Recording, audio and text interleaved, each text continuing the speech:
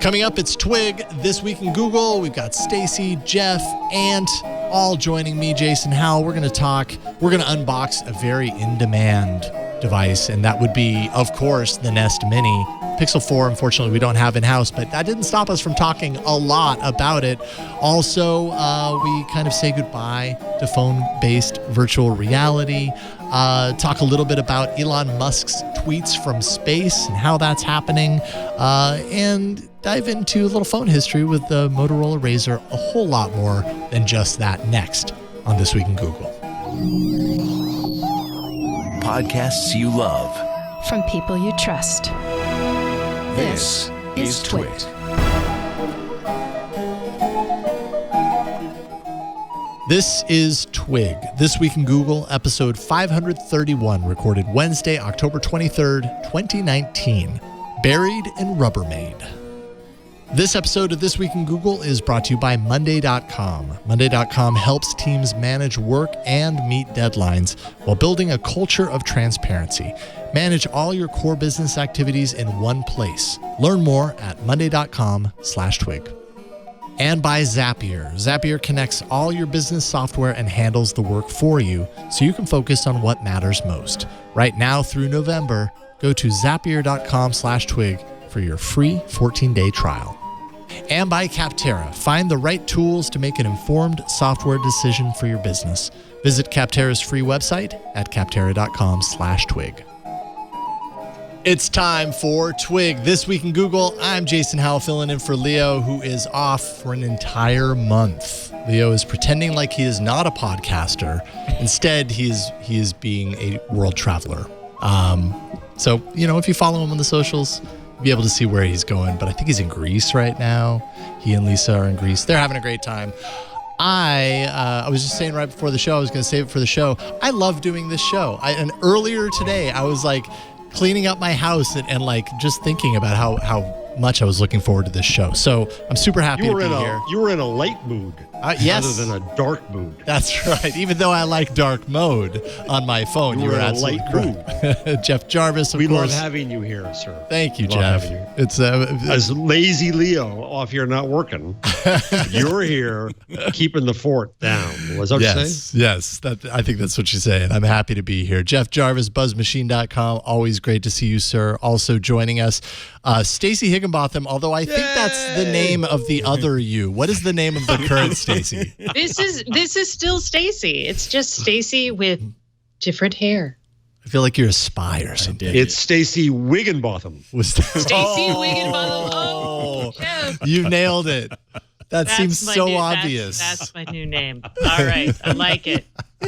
So obvious. I love it. Stacey Wigginbotham, Stacey on IoT.com. And to my left, Ant Pruitt. Yes, I am. You're not wearing a wig. Mr. Ant. No, we probably should, though, some of these days. With all these bright lights in here reflecting off of this chrome dome of mine. What kind of wig would you go for if you had your preference? Oh, it would definitely be like a blonde afro. Okay. Oh, fancy. I thought Nice. it was like little Bob Ross Pictures action. of yourself with hair, Ant? Oh, no. Share? No. It's definitely. I was sharing this before got to the be the show. Bob Ross. I was sharing this before the show. That's me in 1974. That is an awesome photo. Wow. That is indeed you, but You almost that look hair like is Jobs. dark. You almost look like Steve Jobs there, too. yeah, Yeah, it's I was true. thinking that. There's a little bit of that, yeah. Kind of do Just have like, a Jobsian look to you. That's off my 1974 official Chicago Police Department press pass. Wow. That's awesome. It's like being at the museum, you guys. I know, right? What does Uncle Jeff have for us today? Taking a step back in time through the history of journalism with Jeff Jarvis. Jeff is going to send me something terrible in the mail. I know it. Yeah, it's coming. I don't know. He might send you a wig. Be afraid of the wig that he sends you. I don't think. Because you'll have to wear it on the next episode. That's why. No, it might be made of like NYC rat pellets or something, and I'm not up for that. You have Or pelts. Jason's in light mode. You, Stacey, are in dark mode. even though your wig is very light. So I thought of you, Jeff, today because I had a migraine this morning and I was trying to do my show and I could not look at the screen. I was like, why is there no dark mode for Google Sheets? No. How's the migraine now? Can't you? I'm freaking happy, man. You My seem to be drugs happy. took it. It's amazing when they end how it really you just levitate about 5 feet, right? Exactly. Well, maybe only 3, but okay. I'll go for it. Yeah. I'm not too like I don't have regular migraines, but I've definitely had something of the level of a migraine probably a couple of years ago. Probably the only time I've ever had such a bad headache that like I wanted everything to end. I was just like so miserable. I was like, this is what people who have migraines, this is probably what they experience. It's brutal. It is.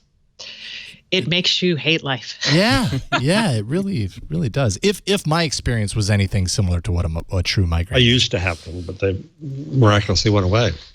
It's all that staring into computer screens that helped you, right? As you get older, Jeff, they age. I know it's age. I'm looking forward to it.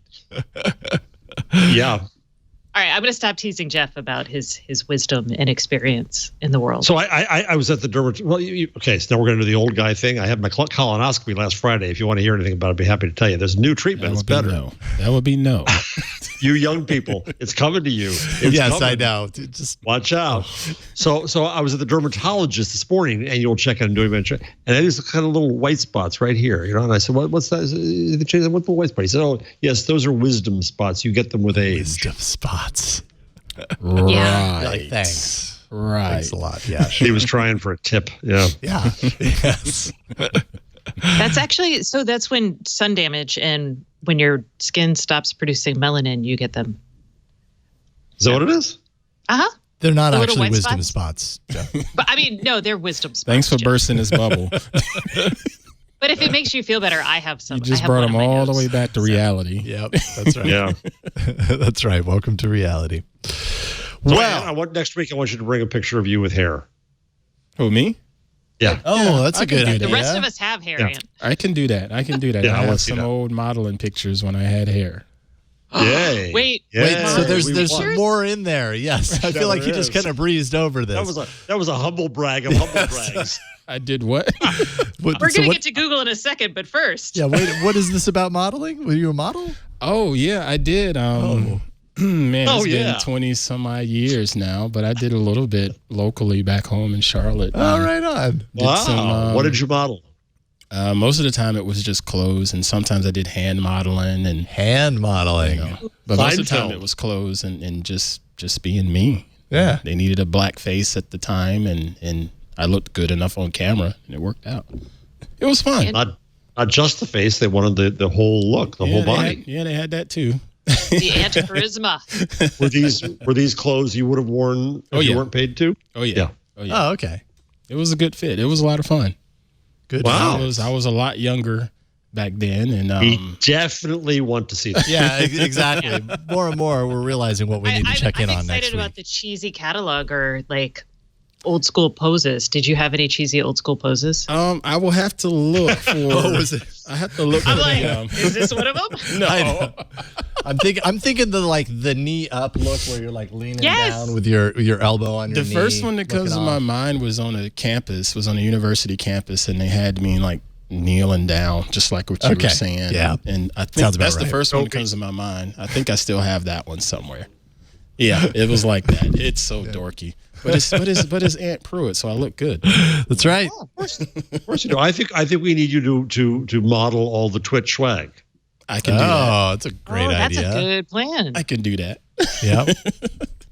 Great idea.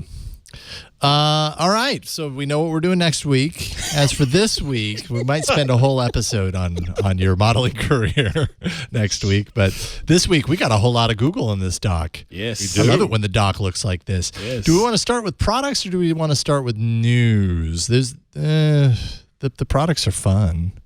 All right, Jason, I feel the products. All right. Plus I have a question. Oh, okay. About the Pixel 4. Okay. Well, okay. How about this? I've got something right here. Oh, are you ready for it? Somebody you ready? had a delivery it's in the today. box. Somebody had a delivery. Something is in the box and it's ready to be unboxed. And I know It's you a guys. wig. It's not a wig. It is. Go ahead and roll. show the overhead. Drum roll.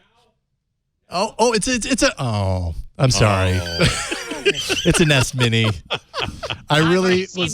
I was hoping to get the Pixel 4 before showtime today. It didn't happen. Oh, he's taking the cellophane off. But I did get the Nest Mini, so we can start there.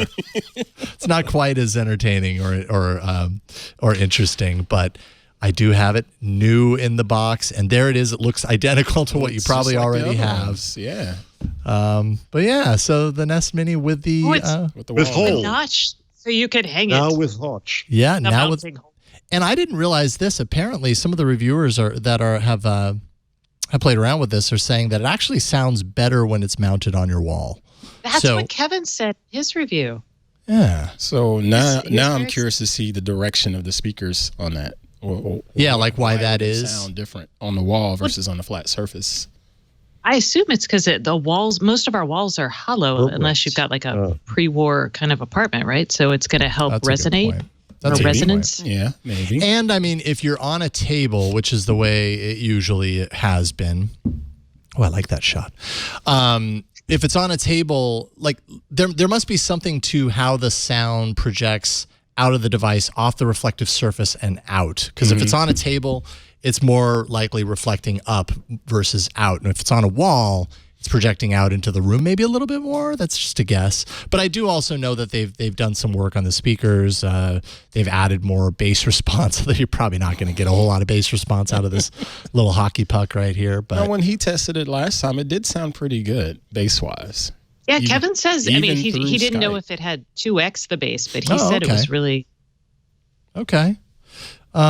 Yeah, I feel like it's even got kind of like a tackiness here that I'm not used to. I don't know. But, I mean, by looking at it, it really does look just like the Google Home Mini. This is not a so whole lot. exciting. I know. See, this is like, I'm really happy that we led with the Nest Mini. You guys should have seen when the delivery came in today, and the look on his face when he got the box, sat it down, and he opens it. Oh, it's just a Nest. I was excited. I was like, oh, great. This is perfect. I love it when it works out like this. Like getting a device right before the show. I'm like, the Pixel 4, like I know what we're talking about today. And then I opened it and it was the hockey puck. Oh, man. He was up here and then he just immediately went there.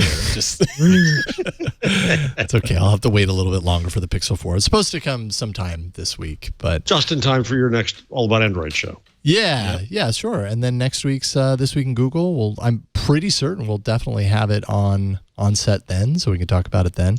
But I'm not having Pixel 4 envy. No, why is that? Nope. I'm making my 3A XL. I'm very happy with it.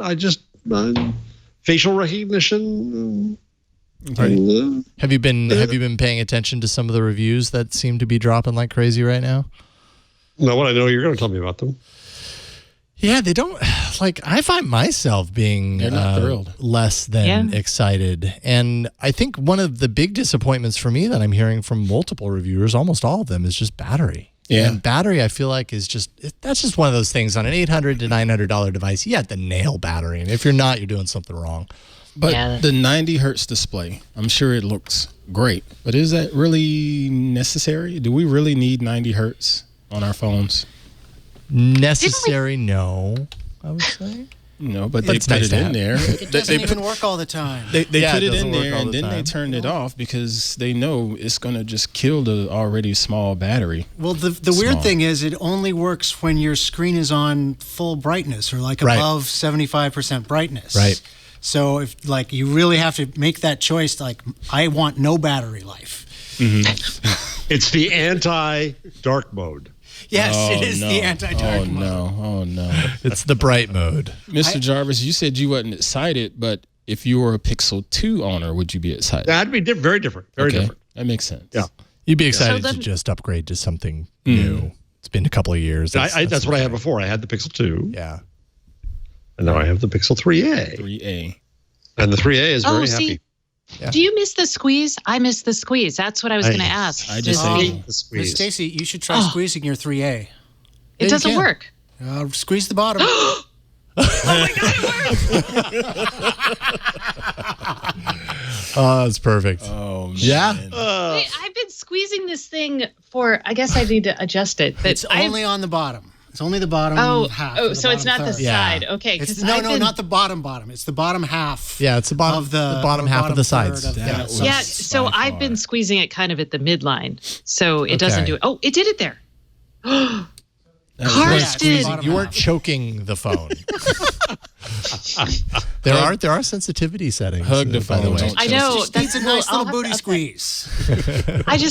I was sad because I really use that a lot in my like day-to-day phone interactions. So I was like, and I kept squeezing it, and it was like, it's like she just hugged her phone and Right. Just hug hug it. back. Don't choke it. I disable that feature. I do too. Yeah. I just found like no matter what sensitivity I had it set to, it would fire when I didn't want it to. Same here. And it's just like, God, stop it. Like, I don't need you all the time, assistant. I don't need you right now. All right. Same here. So I think after 5 years of carpal tunnel, maybe my hand grip strength is so weak that I never unintentionally squeeze it. But apparently I can't even squeeze it when it's there. But like, it's so great because I hate talking to my phone because I set off everything in the house. And so the squeeze is just like, I see. Okay. do something. I can just imagine 100 devices saying, yes, Stacey, yes, Stacey, yes, Stacey, yes, Stacey. Yeah, you hear. They also just added the drag from the bottom right corner. Oh, Yeah, in order to launch Super annoying. the assistant. I think I have that on mine. Swipe yes? up on it. Oh yeah, I can show that if you really want to see it. Yeah, so you have to kind of go in a diagonal from the bottom. Nope. And that does your assistant. Okay. I never really got into the gesture UI on my phone.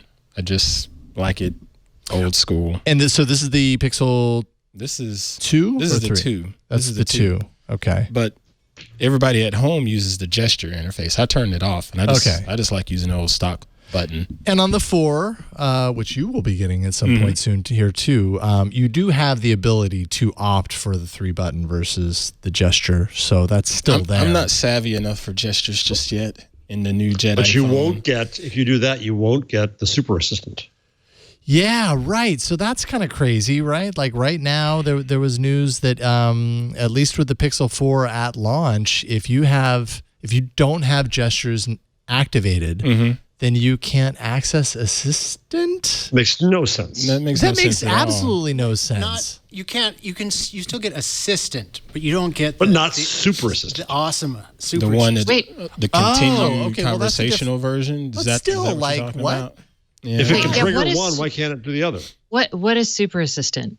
I feel so is resident. lost. You get continuing conversations. You get something else. I don't know. They talked about it at the It's a lot more contextual. at the Yeah, it's more it's responses. resident on the device. Right.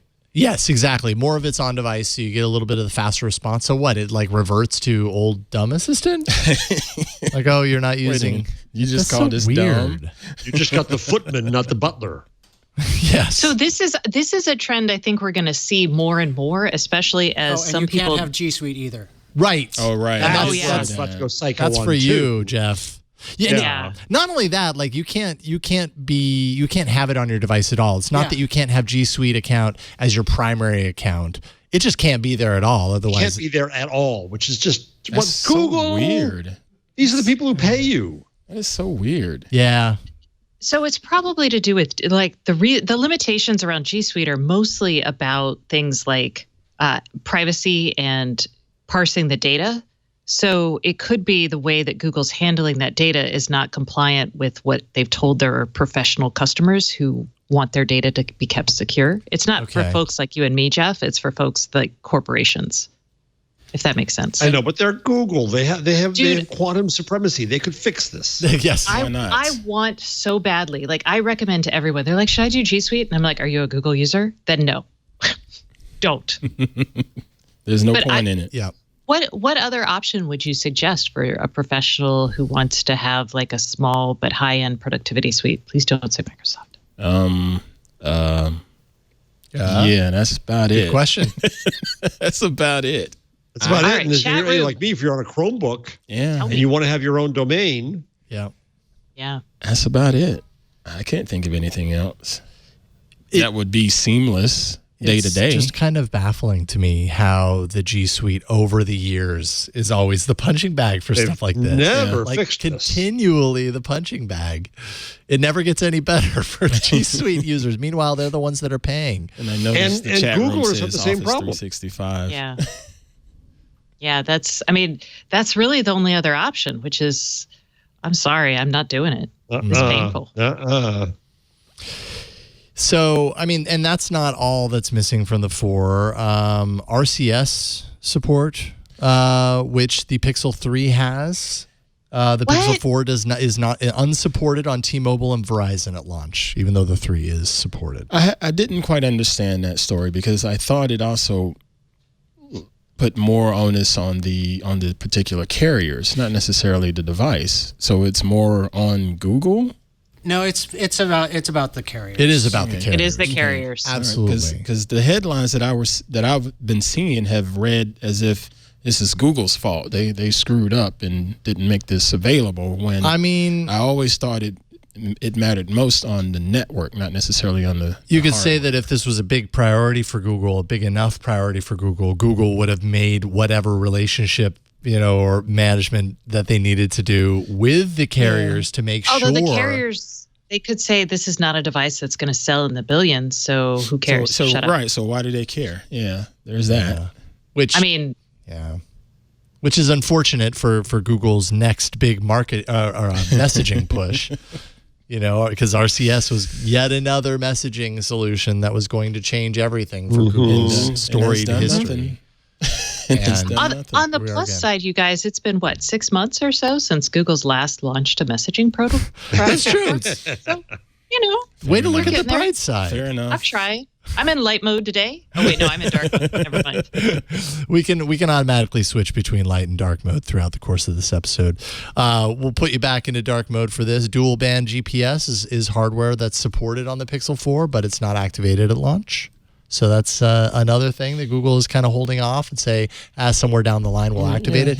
Just point after point after point, it seems like there's all of these asterisks involved with the Pixel 4. And I feel like in years past, yes, people poo-poo the next device and then they get it and they're like, oh, well, actually, it's not that bad. And maybe I'll find myself there too. But I'm just getting kind of disheartened by a lot of these things right now. And maybe that's because I just don't have it in my hands yet. Well, that's the difference. You need to see what works for you and your personal experience on it. All of these reviews that have been out there the last couple of days have been pretty downing. And I get it for the most part, but I don't want to just put all of my stock in those just yet. Because, for example, MKBHD, as big as he is, he has a different perspective when it comes to these devices and a use case. I remember him making a comment right at the end of his video, basically saying, most people I wouldn't recommend this phone for. And so I wanted to ask him, how do you define most people, and what is the phone that you're going to recommend? What is the cutoff? Yeah. Is it the iPhone? Okay. Why? Is it the Galaxy Note? Okay. Why? Sure. But coming from someone who has the reach and the respect in the industry, as MKBHD does, and he's kind of been a pretty big fan of the Pixel phones up until now. So for him to say, I have a hard time recommending this for everyone, that's kind of a big deal in my mind. And see, when he went into the rant about the 90 hertz display, and then you top that off by saying most people, do you really think most people know what 90 hertz on a display is? Most people probably aren't even going to know that the 90 hertz display is going on or going off, depending on the brightness setting, whatever that is. Right. So that's why I'm like, why wouldn't he recommend it for most people? Just for little comments like that. But I'm not taking a dig at you, Mr. Brownlee. I'm just curious if you can get this message. So I want to do a review show where you go to pick an office, school, a nursing home, I don't care. And you give the device to people and you ask them to hey, can you use this? Because I think, and granted, you should give it to them for a week and then come back. But in our world, that's crazy long amounts of time. But my test is, it's not my mom, because my mom is actually pretty technically savvy, but I do think about like my mother-in-law and my father-in-law, and I'm like, yeah, can they use this? Because I mean, we're very, well, actually not me, because I'm a pretty normal person. I couldn't even figure out how to squeeze my phone. Wait a minute, really? Normal? As you sit and talk about the spectrum, you know, and wideband, come on, you're far from normal. Okay. On phones, I'm normal. Other things, I'm not normal. But yes. But maybe those other things that you're not normal on open you up to an ability of ease, like approaching some of these phones from a perspective of ease versus someone who is completely outside of the realm of technology that gets it. They're going to have a different opinion probably. You know, I like your idea, and I particularly do that with Queen Pruitt when it comes to these new phones. And still one of my favorite stories is when I bought her the Note 8, I believe is what it was, and I had to return it because it was too much. It was too busy, and she just could not dig that interface, because previously she'd had the original Pixel. I think that's what it was. Okay. And she says, "Can I have my Pixel back?" Yeah. You know, and what's she using now? You know, that struck me because I know she's not the most tech savvy person out there, and she's always dropping the phone and busting it up, you know, but that's another story. But for her to say this user interface is just not something that I can jive with at this time, you know, that surprised me. Yeah. Yeah. What is she using now? She's still using Pixel 3. The Pixel 3. Okay. Great phone. I'm still using Pixel 3.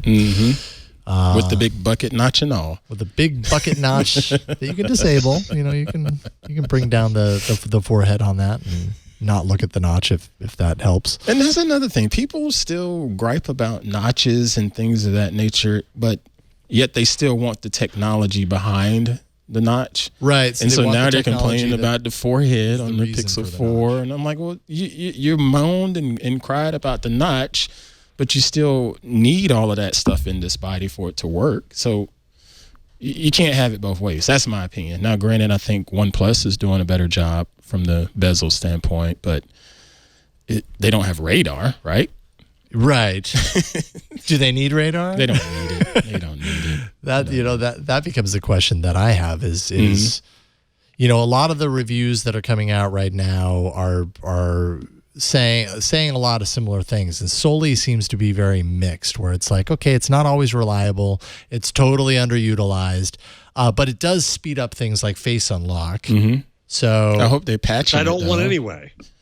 Which you don't want anyway, right? Which you don't, and they've got to patch it so your eyes don't. I mean, yeah, I hope they patch people. it. Oh boy, I'm like, oh, that's terrible. Yeah. Right. So right now the face unlock will work whether your eyes are open or not. And I don't know why you roll out that security feature with that even consideration. How did that pass Q&A? I don't understand. But apparently that's the way Maybe it is. they were all wearing sunglasses like Ant. That's what I was supposed to bring. They're in the office. My sunglasses. That's right. Failed. Well, next week we'll have the wig and the sunglasses. Yes, sunglasses and hair. I'm going to say about Soli, because I do think people don't understand what this is about. I wrote about it, and this is not shameless self-promotion. I feel kind of sad that I'm self-promoting, but I talked about why this matters, and it's tied to basically this idea when computing is everywhere, you need a way to tell computers that you're talking to this particular device, right?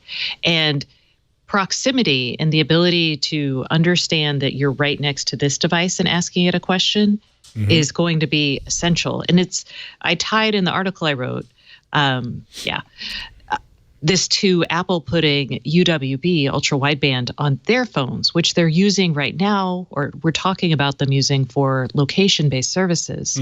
But all of this is basically, if computing's and everything, you're not going to want to be like, dishwasher, please start now. Right. You don't want to just single you're it gonna out. Want to, you're going to want to stand next to it and say like, turn on or whatever. And as these devices start having these radios, they'll also understand when they're right next to things that they can also work with. And I think this is going to be way more exciting. And Google's effort to put this on the Pixel was really to get people started thinking about it, but it's also to see, like, what are the problems associated with this technology and what do we need to know about it? So I'm really high on Soli, I'll be honest. I think you and Mr. Toffel said it best last week with one word, presence. And that makes perfect sense there, you know. And like real, like presence, like right now. And did I tell you about my liquor cabinet example? You did not. Please proceed, though. You had me at liquor. Please tell us about the liquor cabinet.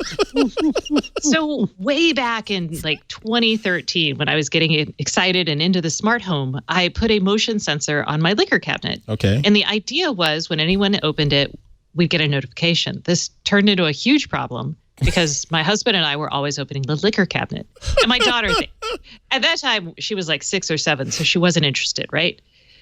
But what we wanted to do was have a Bluetooth sensor tied to the motion sensor, and I bought like an ambient sensor. And the idea is I wanted, when my husband or I were right next to the liquor cabinet opening it, you don't have to send a notification. Okay. But if my daughter's next to it, I want that notification because now she's 13 and she has all these friends, and you know. I like that use case. Mm-hmm. So, and this is a example where proximity allows us to do things that right now are really tough. Mm-hmm. And if that sensor had UWB or Soli, and here's the next problem, you guys, there's going to be a standards fight over this. Makes you so happy. Like, I just love a good standards fight. Makes life so hard for users. But that's where we're going, and that can be in a friendly way. So like you don't have to buy, like I had to buy this separate Bluetooth sensor and there was like code that I had to download and I never got it working 100% because it was just hard. But how awesome would it be if you could just stick like a $12 sensor on your liquor cabinet and you'd know if your kid was stealing alcohol. Mm-hmm. And it's not just presence that you're talking about. It's presence and identification. Well, presence, proximity, and identification, right? Because you need to know who is actually there. Because as we were talking about this, I was thinking, well, the Nest Mini, going back to that product, actually has something along these lines. It has the ability to light up the volume when it has an ultrasonic sensor. It has an ultrasonic sensor, oh, so it can detect presence and it can and proximity, right? But it has no idea who it is. You know what I mean? So that's the other critical component of this. That's a start. Is to know, oh, it is my daughter versus it's me or my husband. Don't send me that notification. So, yeah, and ultrasonic sensors are all over the place. They're used a lot, like, you know, those water filters or water delivery devices in airports, you know, those filtration systems to fill up your thing. Mm-hmm. There's an ultrasonic sensor in there saying, boop, boop, you're full. Or you're not full. Because it stops filling at the right time. Yeah. Yeah. So so UWB and radar are both pretty expensive. So they're different than the sensor that's in the Nest Mini, but it's a similar use case. Because I'll say that was super necessary in the Nest Mini because, I mean, beforehand you'd sit there and you're like, I want to turn the volume, and you just hit it randomly in spots. Where's the button? Where do I tap? Nope. And it'd get louder, softer, ask you questions, and you're like, shut up, just stop. Just volume up. Yeah, and actually, one thing a couple of interesting things. You know, we're totally hopping back and forth, but that's okay. A couple of interesting things I read today about the Nest Mini. The new Nest Mini will allow you to pair a stereo pair of two of them, so you could hook them up as stereo. That'd be cool. That's pretty neat. That'd you couldn't do that on the ones before. And God, what was the other one I had? Can you do quadraphonic? No. So you could listen to Dark Side of the Moon the way it was your intended. 8-track. Yes. And then another thing that it does, it reintroduces the tap on top to start or stop playback. If you remember, the Home Mini did that. Oh, right. Mm-hmm. And they deactivated that because Artem Rezakowski from Android Police had realized that it had been constantly recording him because the fabric was registering as a touch. So it was constantly like sending audio to the cloud. And so instead of fix it, they deactivated it entirely and they just never reactivated it. Apparently on the Nest Mini, that's back. So that was one way to fix it, though. That was it was effective. They realized, that was an error in manufacturing, which is why they're sticking Soli on the phone because they're trying to play with this new technology before they try to deploy it crazy wide. Yeah. Anyway, there was a funny tweet that I saw last week. I have it in the doc. It's by Ivan Kurik. It's a compilation of what was promised by Google with Soli, and then what was delivered. And, what was promised, the concept video when they were first introducing it. I mean, people are adjusting their watch with their fingertips. They're doing all these really cool things and everything, flipping through presets on a radio and snapping to say, okay, accept. And then it switches to the phone and no, stay on it. Switches to the phone and it hardly switches the tracks anytime they wave their hand over the top of it. It'll get there. I mean, it'll get there. It's all of those things are still possible. It's just one day. Come on. I mean, software updates can get you to that. And because before I wrote that story, I actually read a 2016 paper on Soli with all the equations and everything about the 3 millimeter accuracy. It is pretty cool, you guys. They're going to make it happen. It is cool technology. It is also isolating this phone in certain markets. India cannot sell the Pixel 4. Or rather, Google cannot sell the Pixel 4 in India because they were not able to license the spectrum. The 60 gigahertz? Yes, the 60 gigahertz spectrum in that country. So therefore, and Google's made a lot of noise the last couple of years about how important markets like India are to them. Right. But at emerging the same time, markets, as they called emerging markets, exactly. The next billion. But, is the Pixel 4 a big seller in a market like that? It's probably way more expensive than a lot of the phones that are offered and are actually selling in that market. So maybe it's not.Maybe it was fine. I don't know.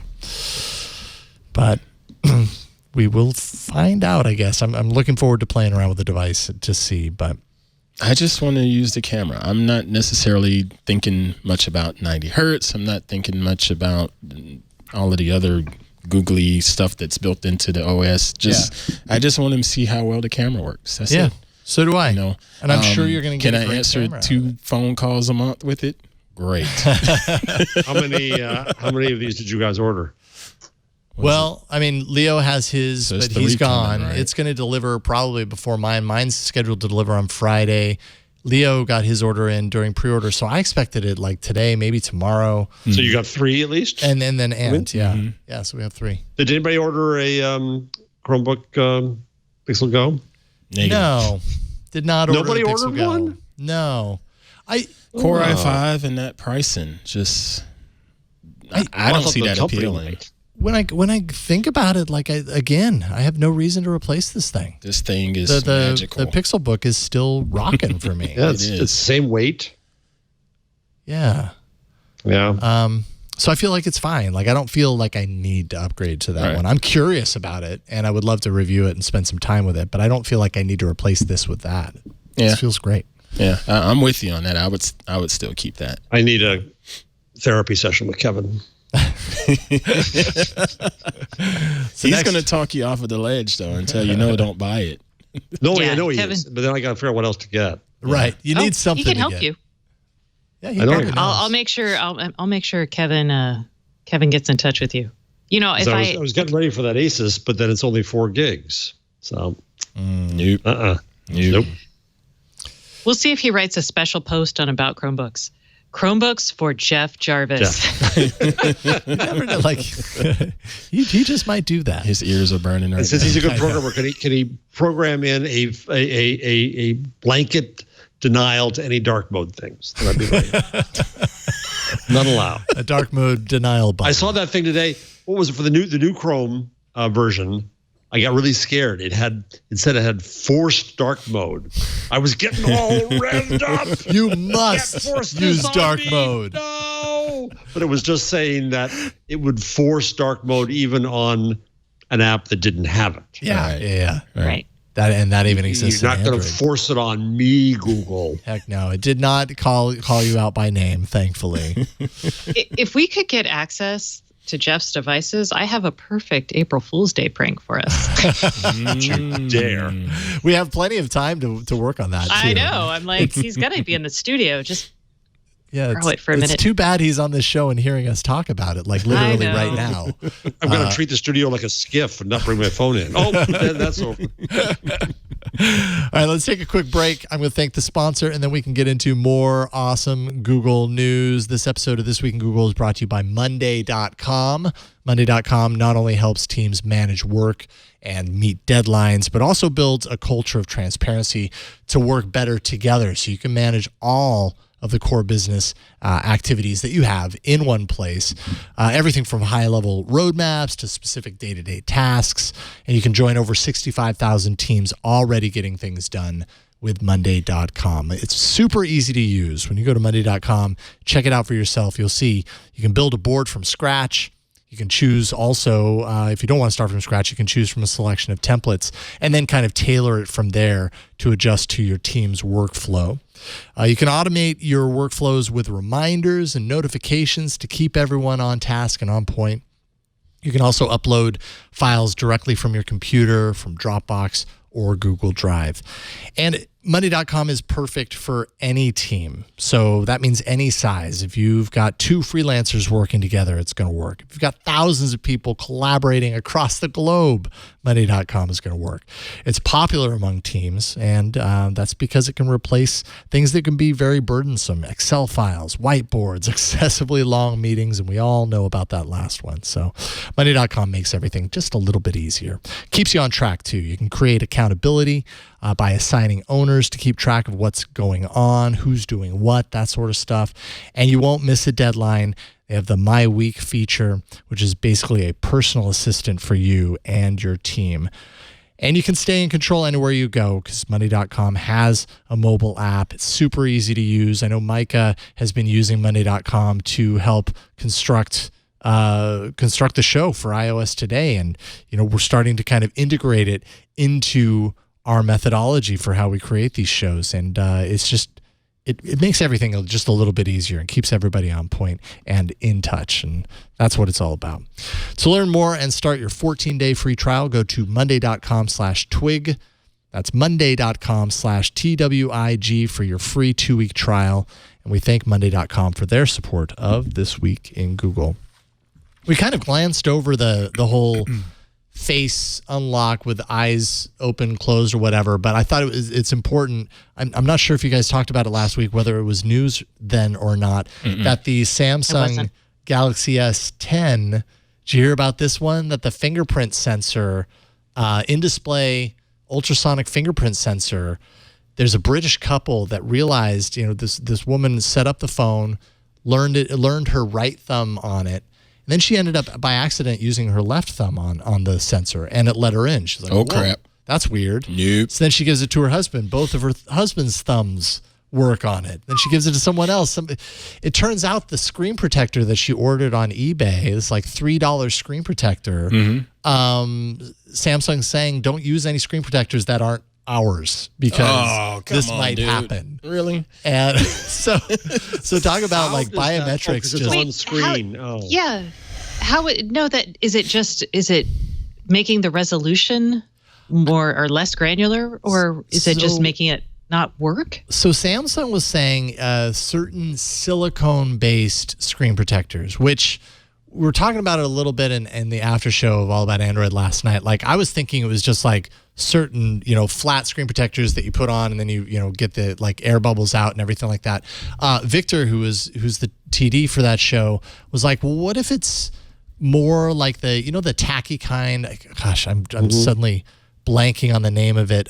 Zag makes the invisible shield. Yes. Maybe it's something like that, because from what Steve Gibson on Security Now was saying yesterday is that it has something to do with like the layers. So you've got the camera shooting through the glass, so that's one layer. And then you have this like sticky silicone layer into the glass protector, into the fingerprint. And there's something in those layers that's like imprinting a pattern into the fingerprint sensor. You learn that supersedes the layer that your fingerprint is actually shining. So it's learning the wrong thing. Yes. Generic thumb. Exactly. So any thumb touched on it, and it automatically it recognizes that there's a thumb there, and it recognizes the pattern from the layer. Story on the rundown is that a couple banks have now disabled thumbprint verification for those phones. Yeah. Right. They're not going to mess around with that. So, Son. and Samsung's like, why don't you just buy ours? All you got to do is just buy ours. That's the quick fix for it, right? Exactly. No devs involved. Just buy a new screen protector from us. Yep. So it turns out biometrics are not easy. Yikes. Can we have a little moment of silence for VR? Yeah, let's do that. Okay, we've done it. Okay. Not all VR. No, mobile VR. Mobile It's headed there. It's headed there. VR on the phone. I don't know about all Flash VR. the I think there's pan. enough of an ecosystem right now. There's a lot of people that are jazzed about it. But mobile VR, there's a lot of friction with mobile VR. Yeah, it didn't make it easy for regular people to just jump right in. Even though it could And it be looks fun. so stupid. Well, If you're playing a game, you don't care how you're looking. If you're having fun, you don't care how you're looking, right? Yeah. If I'm using VR, usually everybody's asleep. I'm looking dumb. Don't get me wrong. I'm in the middle of my living room looking dorky, but I don't care. Think about the Wii days, the Nintendo Wii days. Do you think we looked elegant during bowling and tennis in our those living games rooms? were fun. No one cared. We were just having fun. Yeah. I hate VR. And I hate VR because I have to close off my vision of everything in the world, and I don't feel safe. Okay. So I hate VR in a trade show environment. I don't feel 100% comfortable in my home with it. But so I have always been confused. Your dog gonna say, and finally I can get her? No, my dog, my poor dog. I trip over her so often now that whenever I stand up, she runs under the couch. I feel terrible. Oh my gosh, she's standing. She's upright. Get out of the way. But so I will throw that out there because I feel like I know I'm not alone in this. So I feel like there's a whole bunch of people who are like, yeah, there's no way in hell I'm going to close off my vision and deprive myself of a sense just to play a game. But that's just What about AR? AR is fine because, well, as long as I can still see the outside world, I need to see what's coming at me. Well, gosh, I've really, really enjoyed VR. The more I've gotten into the Oculus Quest, the more I'm like, all right, they're doing something right here. And they have a system that lets you see through to the outside world. They call it the Guardian system. So, you draw your area that you're in VR in. And anytime you get near that boundary line, it's like the real world starts to fade into your view while you're in VR. So it's easy to kind of look outside and realize, there's the couch. I don't want to trip over that. But I don't know if it's going to be that accurate if your dog walks into your garden. I am petrified, and not as much in my home, but the reason I don't like it is because I'm worried that someone's going to attack me. It's just it's a lifetime of being alert to someone trying to come after you. Yeah. If that makes sense. Okay. Yeah. I don't fault that. Yeah. I still use my daydream. Do you? To this day. What do you use it for? Well, I mean VR, but what? And it's not for gaming or anything. I just like it for the theater mode when you put in Netflix or Plex or anything. See, that's something I've never had the desire to do. If I can just grab my daydream and go to my favorite recliner and tell everybody to leave me alone. Dad's watching a movie. Yeah, I'll grab my favorite headphones, plug it into the phone, and fire up Netflix, fire up my Plex or what have you. Yep. And it's so immersive because it's just like Miss Stacey said. It blocks out the environment, so I don't see all of the ambient light or anything like that, and I don't hear my family or an intruder. Yeah, trying to get in. They'll let you know. Yeah. But excuse me, can I steal your? But it's nice because, especially like with Netflix and Hulu, they give you this whole living room environment when you sit down, and it just looks like you're looking at a 150-inch screen. And you have great audio on your ears with your cans. Yeah. I have this vision of a sitcom episode in which Dad Pruitt is on the recliner and the family quietly moves all the furniture out of the room while he's watching the show.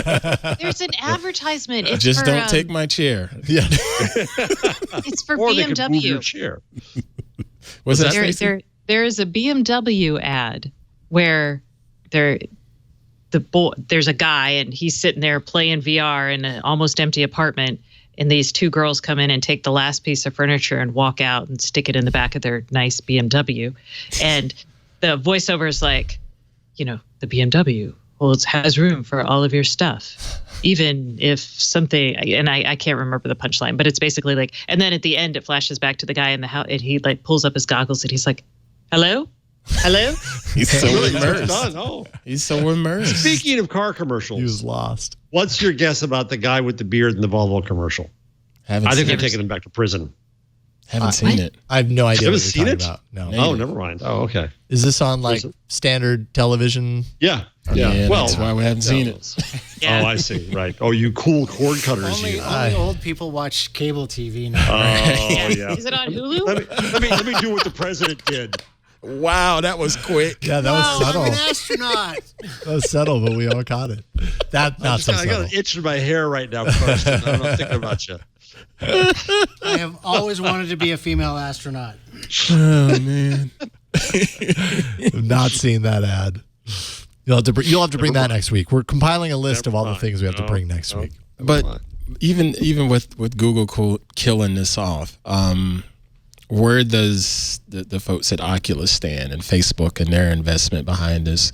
Do you think they're going to continue to make the investment in it for another 5 years? I do. Do you think I do. it'd be that They long? believe in it. They believe in it, and I think the Oculus, the high-end Oculus hardware has a really great path right now. Samsung's Gear VR headset is also done. So that's kind of part of the reason behind this Verge article that Adi wrote, is that Samsung, basically the Note 10 was incompatible with the Gear VR, to which John Carmack, who's the CTO of Oculus, essentially eulogized the headset to say, hey, it was good for what it was, but we're done with it. We're moving into this area. And then, of course, Google, absolutely no phones that have been released in 2019, from what I understand, are Daydream View compatible. Yeah, the 3A isn't, the 4 isn't. And so Google's saying, that just consumer adoption was low. It was decreasing over time. There's just not a whole lot of demand there. Consumer adoption was low because they didn't help it. They didn't help people try to adopt it. They didn't push it the way they push the new Nest Mini that you just was so excited to see this morning. That's my opinion on it. That's kind of Google. They get excited about things and then they lose their excitement. And along with that, never been excited about VR though. Everybody else. They just did it because Facebook spent forever. Right. So I was going to point out a story that's both cool about VR and a good example of why mobile VR doesn't work. Okay. So this is an Ars Technica. It's about Microsoft's Dreamwalker. This looked and sounded. I would never use it because, again, I do not want to be in a virtual world when I'm out in the real world. But it basically maps where you are in the physical world and creates a VR world around it that is built on top of actual obstacles that you'll encounter. So it gives you reasons to stop at a crosswalk, for example. So it's pretty cool. But if you scroll down in the article that I linked to, it's in the show notes, you see the guy with his headset and his backpack computer. And so scroll down. There it is. No big deal. What? That's just a random That guy's person. not going to get attacked. No. Everyday person. But we've all done that. He's not going to get attacked and probably not going to get a date either. Yeah, this is why it's not, awesome. But at the same time, I'm like, that's kind of a fun use case if you're not worried about being attacked. Right. Have you heard about the Void? Yes, I would love to. We have that in the Oculus. So it's not Oculus, but it's in the Oculus at World Trade Center in New York. Oh, that. I was like, yeah, so it's like a Star Wars experience, an Avengers experience. Event center where you can go, and it's like a large scale VR, roaming VR, where you have the backpack and and there are objects in the space that the virtual objects that you see are matched with physical objects that you feel when you reach out to touch certain things and everything like that. I love that, and I think that's got a big future for VR. And if anything else, that does. See, I think that works too because it takes me back to the days of laser tag. Yeah. Remember Laser laser tag. tag? Yeah, I remember. Oh, I still play laser tag because I've got a 13-year-old. So every now and nice. then, Same here. Nice, Yeah. nice. Still a thing. nice. Still a thing. still a thing that Still, happens. it's Yep. still a thing. And it's better than paintball because you don't get whacked with hard balls of paint. Right. Yeah. Although that's kind of the beauty of paintball too, because then there's actual fear behind playing it. You're like, actually, I really don't want to get shot. Fair. It's been a long I'm time okay since with I played fear. paintball, and it was frightening, A little but also post-traumatic. really kind of a lot of fun because it was so frightening. Man. You just really don't want to get hit when you're playing paintball. Now, even I'm still thinking this whole consumers not latching on to this VR thing. Yeah. I'm thinking about homes. You need a lot of space in your home more than likely. Yeah, true. For these apparatuses to work. I don't care how good it is, but if they don't have the spot for their rigs or whatever and the spots to move around freely, it's not going to catch on. Is there anything being done for the average Joe's room to be able to enjoy VR that you guys know of? You could put your coffee table and sofa on casters and just roll it out of the way. Okay, there's that option. I have a friend who she does development for VR. When they built their house, they actually built a room for her to work in Okay. that was a VR room. And so I think the walls were painted, I think, dark gray or maybe a lighter gray for some reason. That's easier. And it was empty, and it has specs in terms of like how wide it needed to be. So yes, but that's her job. I mean, Right. rolling Yeah. your furniture out of the way is probably the way to go now. Right. Not every house is going to have an obvious space for this. Like in our living room, we don't have a coffee table in our living room. So Right. automatically in the front, in the center of our living room, I mean, it's not the hugest space. Where do you in put the your world. feet? Where do you eat dinner? That's the question. we have an ottoman for our feet. We don't need a coffee table for that. But I can make that work. And to answer your question, like just taking the Quest as one example, the Quest can operate in kind of like a standing or sitting mode. It can also operate in a free roaming mode. And when you do that kind of free movement mode, that's when you draw the boundaries. So you can really make any amount of space that you have usable space. And within the game, that becomes just a little bit more dynamic. You in a small room, you'll have a little bit of wiggle room to walk back and forth. But in a larger room, like one day when I was borrowing Leo's, I came in here after All About Android was done. So there was nothing going on in the studio. And I cleared everything. Like I pushed this table back, I cleared it all out, and I tried that. And I mean, I was walking around the grocery store in Job Simulator. And you know what I mean? It was just like, I could go I could do things that I just didn't think were going to be possible. Right. And it was really cool. It was awesome. Now, and TJD just says that the Rift needs 5 by 7 feet. Usually, that's not very big, and I could see Not that. big. I could see that being feasible in most homes. But something like a Rift needs a big system to power it. Yeah, you and need so the when you're hardware. talking about like wide mass adoption or whatever, the everyday person enjoying or experiencing VR, that's where something like the Quest seems to be the right approach. And by the way, the Quest is not off topic for this show because it is powered by Android. So there you go. There we go. Just get that in there. Jason, I love how you feel like you have to justify yourself when it's just Leo, Jeff, and I. We're just like, Last week You're we not. talked about the Beatles You're among the for like abnormal. 20 minutes. What's that, Carson? We talked about the Beatles for 20 minutes. That has nothing to I do was with not Google. in favor of that, by the way.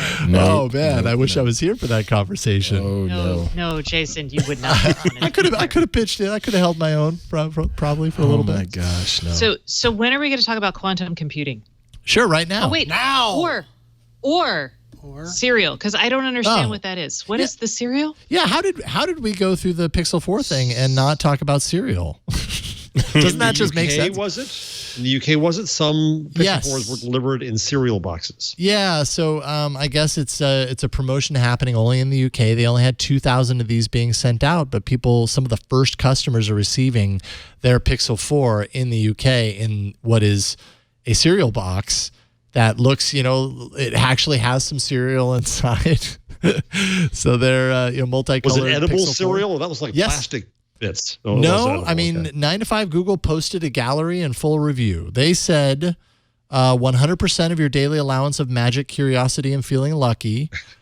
These are Cheerio wannabe hoops with Google-branded marshmallow bites and what they believe to be small meringue gems. That's cute. And I think the final verdict is that the price per pack of around $799 makes it really hard to recommend picking up a box unless you really need 16.77 million colors in your bowl. Well, wait, there's a prize inside, right? Yeah, it happens to be a phone. Right. So A phone, but no headphones, by the way. Aren't going to get headphones in the box of the Pixel 4, which is a little interesting, too. Happy you brought up the cereal. okay, yeah, I saw that in the rundown. I was so confused. All right, how about this? I put that in. I was overjoyed with that. I want Pixel 4 cereal. That I'd get. Absolutely. I mean, it looks magically delicious. It's cute. Let's see here. Quantum. Okay, so this is one of those stories that, like, I read it and I'm like, okay, this is interesting. I have no idea the science behind it or That's why Sundar's interview is very interesting. Way okay. over my head. All right, and I did not read Sundar Sundar's said interview. that this allows them to. The practical use that he came out with was that it allows you to model a molecule in all of its forms, and could have huge impact on medicine and things like that. And the caffeine alone has 10 to the 48 different somethings. And it would take the quantum computer couldn't do all of its somethings. Okay. I don't know what, right? So what are you actually talking about? What actually happened? We have to introduce this. So Google. Oh, sorry. No, that's okay. We talked about it 2 weeks ago. Oh, we did? Oh, was I not? No. When the paper leaked, we talked about it. Right. We did. This is like the official release of it. But this is the official release of the paper. Yeah. So Google officially released a paper declaring itself, declaring that it had reached quantum supremacy. And I'm going to put those words in quotes because quantum supremacy, the idea behind this is I think it was proposed like 7 or 8 years ago.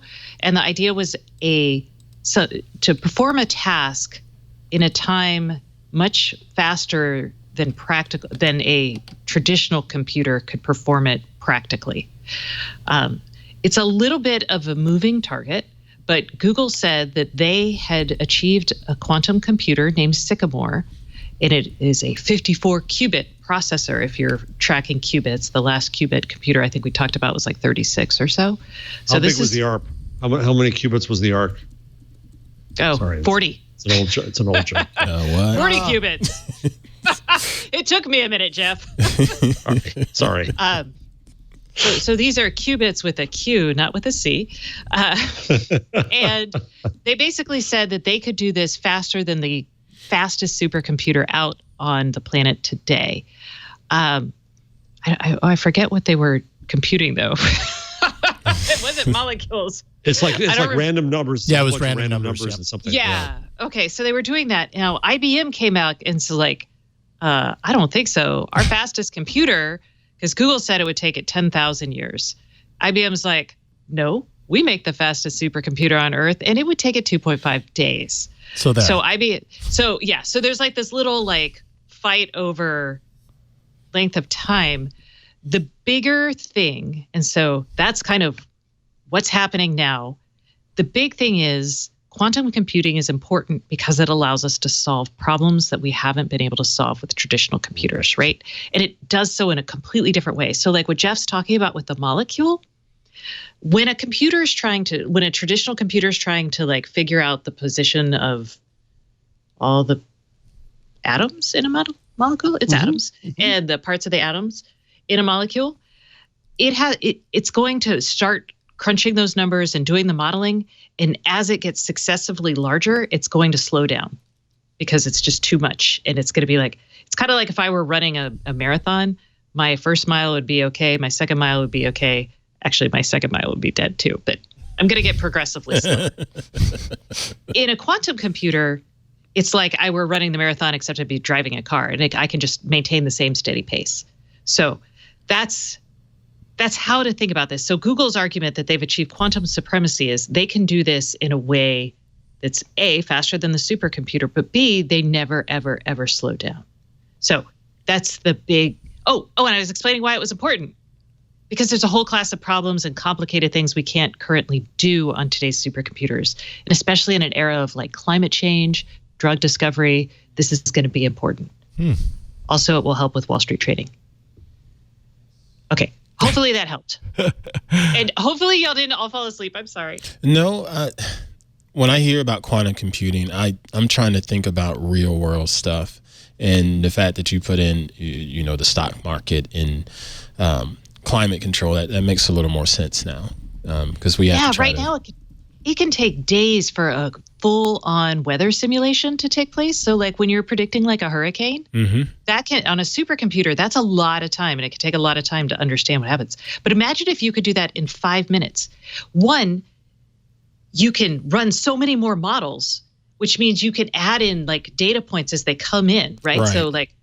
So that's going to be really a huge, weather modeling is a huge computer science problem. Right. When we're dealing with something that has so many, when you're dealing with something that's got a moving target like forecasting, I guess that makes a lot more sense because you get all these extra variables. And like you said, you throw in these extra data points. We can speed up the process of figuring these things out. That's what you're saying, right? Yes. Okay. And there's tons of other things. We don't even know. Part of this we don't even know. And there's the whole cryptography debate because it could break like 256 AES encryption very easily. Oh, random numbers. Oh. Yeah. Nice. Okay. Yeah. So here's Sundar's. The other reason we're excited, he says, is take a simple molecule. Caffeine has 2 to the 43rd states. Then MIT Technology Review has a footnote saying caffeine with 24 atoms can exist in 10 to the 48 distinct quantum states, i.e. configurations of these atoms.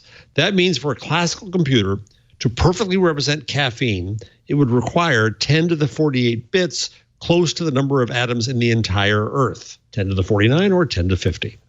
A 1 gigabyte memory chip has about 10 to the 10th bits. I'm sure that was very helpful. I got you. I was like, I'm with you. So the other thing, though, we have to think about when we think about computing, immense computing power, right? So like you've got massive supercomputers that consumes a lot of energy to model these things, right? Yeah, right. Right now, quantum computing, if it can do it super fast, and yes, we'd still have to cool these down tremendously, we could end up saving energy. We might not, though. I don't know. That's still an open question. Will quantum computing be more energy efficient? And I think that's something we should be thinking about in the current climate, as it were. Well, when can we find out? And they're saying they've achieved these quantum computing capabilities. Quantum computers live in these in these uncertain states. No, they live in these. They live in. We don't have good programming tools. So right now you can't do weather. Every time you write something for a quantum computer to do, you write it from scratch, right? Right. And there are very few people who know how to program a quantum computer. Okay. They all work at Google or IBM, right? So there's that. That's a quantum computer. Like they're not. It's not something you can like buy off a shelf or. Oh no, I get that, but I'm just saying. If you could, Leo would have bought one. If we have people that are able to sit down and write the code behind it, okay, so where are they putting this code? All right, so now if they put this code on some piece of hardware, and I'm just saying this layman's terms, like when do we put this stuff into place to where we can reap the benefits of quantum? So the challenge is, well, this exists. Google has a quantum computer. I think, well, it has that. Yeah, right. IBM has a quantum computer. I believe Lockheed Martin has their own, but they may be sharing with Google. Okay. And these are billions. I don't know how much a quantum computer. Like these are so research. Like they cost a lot of money. They're persnickety to use. I don't know why I'm doing this gesture. Because we were talking about Soli. Yeah, earlier. You're turning down the volume. It's so persnickety. You've got to move in tiny increments. So this is not a computer that like you can have access to yet. Are there universities with quantum computers? I feel like the U.S. government's concerned that China has like secret quantum computers and they operate at sub-zero temperatures. That's like they're not ready for even close to commercialization yet. Yeah. Yeah, like I said, I just think about all of these capabilities and say, hey, when we figure out quantum computing, we can do A, B, C, or D. And then you get an article that says, hey, we figured it out. So my next question is, when are we going to do A, B, C, and D that you promised? So Sundar talks about this, Ant, where he said that he was talking with Hartmut Nevin, who leads the quantum team, along with John Martinez, the chief hardware scientist for Google. And then he told them he dropped out of his PhD in material science. People around him were working on high-temperature superconductors. That was 26 years ago. I was sitting in the lab, and I'm like, wow, this is going to need a lot of patience to go through. So he leaves and goes and becomes wildly, rich running Google. God bless him. Mm-hmm. He said, I felt like I didn't have that kind of patience. I have deep respect for the people in the team who stayed on this journey a long time. Pretty much all fundamental breakthroughs work that way. You need to have a long-term vision. He then reminisced about how Deep Blue beat Garry Kasparov in '97, and then we hit beating AlphaGo in 2016. Mm-hmm. And you think, on the one hand, well, that's a long time, but the progress to get there is incredible. Right. No, I get and if that. you have that long-term view, then no, it's not going to happen next week. The butterfly wing to the storm, we're not going to figure out. But if you're a scientist like these folks are, just seeing that the road you're on. Also, I think what's really important here that he mentions is they see the end of Moore's law coming, and they're, I think, worried about it. Okay, because that's what enables their like, we're going to hit the dead end, Mm-hmm. and We've they already need things hit that the are dead going to end. continue. Yeah, well, yes, but they need to continue growth. Sundar says Moore's law is what made Google possible. Mm-hmm. But can it run Doom? Out of Crisis. Space on the chat room has some really good things. He or she, I don't know, adds that we don't have to worry about breaking encryption until we get to 1,000 qubits. I have not fact checked this, but I'll say okay. And they pointed out that IBM will let you run a quantum algorithm if you want to write one on one of their developer computers for free, but it only has 5 qubits. And so that's not useful then, right? No, it could be useful. It depends on what you want to do. I mean, quantum computing is just, again, it's like walking versus driving a car. You can do things walking, like normal computers walk, quantum computers are cars. Okay. So remember, before there were cars, we had a very different worldview. So yeah. Sure did. Just give me another horse, is what they said. Yeah. So I got you. And I don't know. I'm like, I have this vision that Elon Musk has a quantum computer in his bathroom. Why would you put it in your bathroom? That's how he reads the news. Just to show off. It's kind of a humble brag thing. Yeah, like you put your Oscar toilet there. seat. He's tweeting from it. It would be so cold. No, he's tweeting from space. That's cool. He tweeted from space today. That's a real story. Yes. Oh, really? Yes. I missed Yes. that. He Of the, tweeted Elon did. from, Yes. That wasn't Karsten's fantasy. I know. That I was pretty- like, of course he he's is. actually on the rundown. Oh, there we go. Elon sends tweet via SpaceX's Starlink satellite Now, broadband. explain something to me here, Ms. Stacey Wigginbotham. All righty. How can, with all that distance, can they get the speed and the latency so low? The speed high, latency low. When the bits have to go that far. I'm assuming it's what spectrum are they using? Hold on. I haven't paid much attention to these because I feel like they're full of crap. Yes. Okay. And I love how you are on the same, like that is the same thing. So the answer is I don't know in this particular case. Usually when you want to boost your speeds or you can't really reduce your latency unless you get closer, but you can increase your capacity. And to do that, what you do is you widen the area that you're willing to use to send the bits down. I don't know how to explain this without like. Just be you. You go ahead. Just be you. You be you. But wait, because I don't. I literally don't know what spectrum they're using, if they're like what band they're using, and all of this. So this is hard for me. Okay. But if I read it, I can come back to you and tell you. In this week's episode of Stump Stacey. Wow. That's right. I don't see this often. I'm like, I can explain broadly how satellites tend to work. I cannot explain. Let's see where. Well, how about this? We'll take a break. There you go. Maybe that's enough time to read it. Yeah. And if it's not, don't worry about it. It's all good. You're off the hook, Stacey. All right, let's take a break. This episode of This Week in Google is brought to you by Zapier. You probably already know this. Maybe you've experienced this yourself, but growing a business is hard. It's not easy. You don't want to be wasting hours every day moving data from emails over to spreadsheets to your CRM to wherever you need it to go. That should just kind of happen. And with technology, that should be easy. Well, now with Zapier, it does become easy. Zapier can actually help with that. Zapier has over 1,500 plus apps and is the easiest way to automate your work. So you can focus on what matters most, and that's connecting all of your business software to things like engaging your leads instantly, also automatically importing new customers, maybe notifying your team about opportunities. Really, the sky's the limit.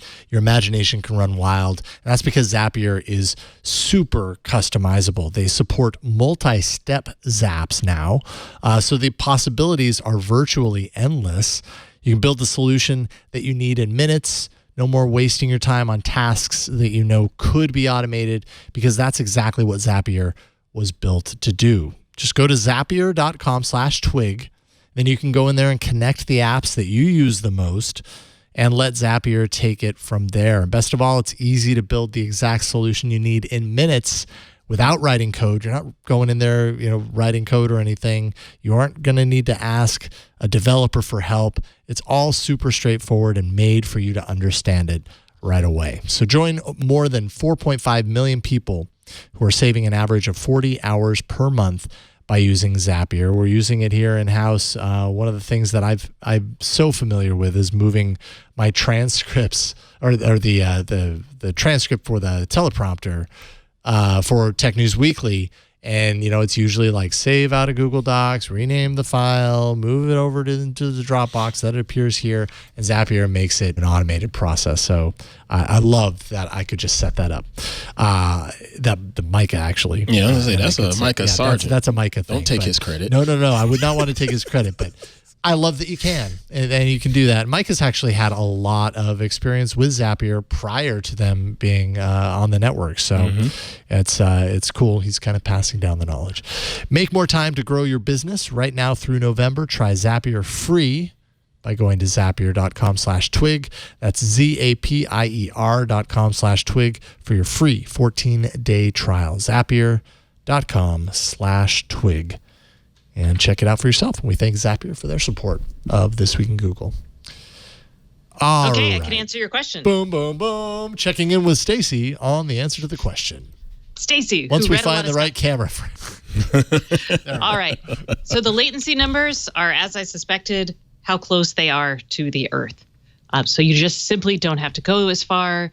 The SpaceX satellites are going to be launched at about, let's see, got to open up the file. 1,100 to 1,300 kilometers above the Earth. An Inmarsat satellite is 35,000 kilometers above the Earth. So that's a lot of miles. So that's latency. 1,300 kilometers in miles is 807 miles. Okay. 807 versus 22,000 miles. So big difference, right? So that's how latency is affected. Could we do the show over this connection? I don't know, because are all the satellites, how many of them are actually launched? So the other thing is... Yeah, but he's going to have there's going to be no sunlight. He's going to have so many of them. 25 seconds. They're talking about 25 seconds of latency, or is it milliseconds? Yes. Okay. Milliseconds. The seconds would be bad. Yeah, I was like, right. If it's 25 that milliseconds, would not be good. When do we... I thought it was it Carson, haven't we kind of measured milliseconds? latency sometimes on the show? What is 25 milliseconds is not bad. It's not bad. Latency for voice. It's not bad, yeah. It's not good for robotic surgery. A latency of 20 milliseconds is normal for VoIP calls. A latency of even 150 milliseconds is barely noticeable. Ta-da. Now we know. Wow. Okay. Thank you, Google. And the capacity is because there are so many of these things. Okay. And the sea change that has happened here is that, let's see, it used to cost a lot of money. It used to cost, a couple million, 25 million to launch a satellite. And satellites themselves cost a lot of money. With the small cube kind of. Is he going to launch a bunch at the same time? He's already launched a couple, and he has permission to deploy up to 11,943. And what happens to all that space junk? Is it a wonderful question. MIT Tech Review, if you Google those two things, space debris, MIT Tech Review, they had someone answer that question just this week. Currently, there are only 2,500 satellites in orbit. So this is a lot more satellites than. Yeah, than he currently has, and now he's lower down than most satellites, so it won't get in the way of like the space shuttle. No. I was talking about all no, can't hear you. No, I was talking about all the satellites that exist in toto. Like all of the satellites that have ever been launched that are in space now is 25,000. So he wants to have 5 times as many satellites as are currently out there. Wow.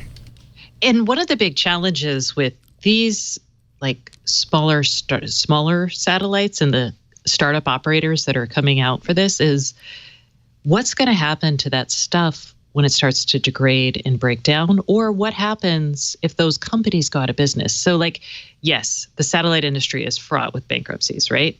But throughout those, they've operated and made sure their satellites don't run into other satellites. And that's actually a continuous process. Mm-hmm. So how this is handled, I really don't know, but it is a legitimately interesting question that people should be and probably are thinking of. I'm just not, because I have other things. I love it. Got other things to worry about. Leave it to Elon Musk. He'll figure it out. Cool. I'm happy that we could get there. I was like, I don't know if that was worth coming back to, but now you know. No one's half the battle. That's what they say. Oh. Thank you. I asked the question. It's my fault. Thank you. Let's see here. What else do we got? I feel like we've got some little bits and pieces around Google. We've got Stadia. I think the Fi Dual Connect. Oh, yes. Okay. Yeah. Down in the Android block. Yeah. So Fi is going to get an upgrade. Google Fi, a new upgrade called Dual Connect technology, as Jeff said. This essentially means that the Fi devices, starting with the Pixel 4, it's going to roll out eventually to other Fi devices. But for right now, just the Pixel 4 will be able to connect to 2 networks at once for faster switching. This doesn't mean that data is going to be faster because it can only listen to 2 networks at once. It's not using them both at the same time. Although that would be pretty cool. Would be pretty cool. But I imagine if it was using them both at the same time, then would that be like a 2 data plans? Well, it's like those days, when you used to, it's like the backpacks that when Leo was broadcasting the from Live View. South by Southwest. Oh, yeah. I remember he had like 3 or 4 SIMs, right? Right. So I don't know that Fi would necessarily say, hey, we'll double it and we won't charge you anything extra for that. That seems costly if they were to do that. But this doesn't do that anyways. So so this would be for, I guess, a faster handoff. The handshake. Yeah. You won't notice it. From one to the other. That's pretty slick. So, it's a nice feature. I haven't been using Fi in a while. I am using Mint Mobile. They are a sponsor on the network, and I ported my number over to Mint. So I've been off of Fi for a little while. Right. I remember you doing that, and I know you've been pretty happy with I've been super happy, yeah. I mean, features like this, are nice, especially something like this. It's nice to hear that it's improving and everything. Is anyone here still using Fi? Or I've never been on Fi. Never been on Fi. You've never been on Fi? Mm-mm. Jeff, you use it for your international. I use it internationally, yeah. Yeah, and Fi makes a lot more sense for someone like you who's doing a lot of travel. It didn't make as much sense for me. I was in Colombia, and my AT&T wouldn't connect to the network. I spent 2 hours on the phone with AT&T and finally got to connect for data and never for voice. So I'm really glad I had the separate phone. Right. That's good. I actually liked Fi. I like the kind of in-app support, that sort of stuff. Mm-hmm. But I felt like there were certain features that were just kind of lost on me. But then I did just go to Victoria, British Columbia a couple of weeks ago, and Humble brag. Didn't have, well, I say it only to point out that I didn't have a data connection there. Oh. And if I had fine, I think I would have been fine. Then, yeah. So, I could have added it if I wanted to, but I didn't need to. My wife had the plan, so we just used her phone. But so there are benefits for sure. I thought this is interesting. So right now going on in the Bay Area is the Android Developer Summit. That's happening right now. It's kind of the talk. If Google I/O is the tick, yep, then Andev Summit is the talk for developers. Virginia Poltrak mentioning that. What's that? I saw Virginia Poltrak mention this morning. Yeah, Google announced they basically gave an update on Trouble. Trouble is, of course, the components of Android. Their kind of effort to speed up the updating of these devices by componentizing parts of the OS. And, this was introduced, I think at this point, 3 years ago, I believe, off the top of my head. So we're starting to kind of wonder, is this actually making a dramatic effect on Android devices being updated, which is just constantly such a huge deal. So they announced that this year, 12 OEMs, just one example of how Trouble is helping. This year, 12 OEMs participated in the Q beta. That was up from 7 OEMs for Pi. So they're increasing the ability for OEMs, lowering the boundaries and the barriers for OEMs to offer the Q beta. So they say that's as a result of Trouble. But this is kind of a little more interesting. They said in 2018, Android 8 was on 8.9% of all phones right before Pi was released. So basically think of it as Android 8 was out almost a year in 2018, and it was at 8.9% of all devices. Man, that is pathetic. Yeah. Same time period for Android 9 before 10 was released, and it was at 22.6% of devices. So then think of that as Android 9 a year later was on 22.6% of devices. Still not great, though. Still not great, but an improvement. But you're right, still not great. Like, 1 year after an OS is released, 22.6% total devices. It needs to be so much better than that, and I really hope that continues to improve. And to Google's credit, this is working out perfectly with its January 2020 mandate of, any of these new OEM devices have to be ready to go with the latest version of Android henceforth and forevermore. So we'll probably see that number a little bit higher next year. Hopefully so. Yeah. Yeah, 7.0 took 18 months to reach that position of 22.6%. So, man, it used to be a lot worse, but it's still not great. Yikes. And other improvements, Samsung, as one example, started its 10 rollout on October 12th. Last year, it was November 15th. So Google's just pointing to, and then also OnePlus and Essential.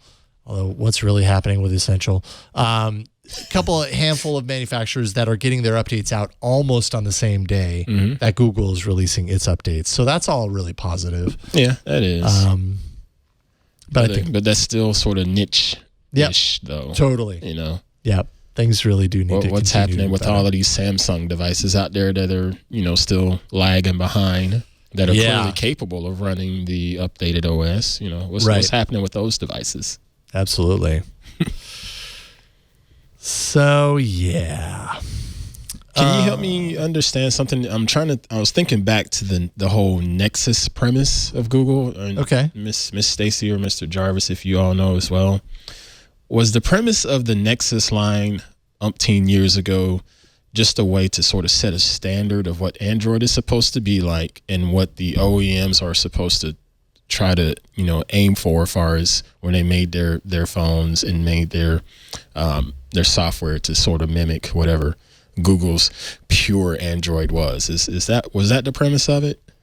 I thought it was a reference design for hardware, but also really a focus because everyone was sticking all this bloatware on the phone, and Google was kind of like, ugh.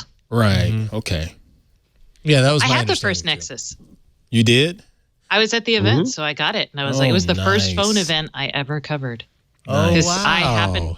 I happened to be in San Francisco, and again, chip reporter, wireless spectrum reporter, not the actual device reporter. And they were like, Owen was like, I don't want to go. You go. And I was like, okay.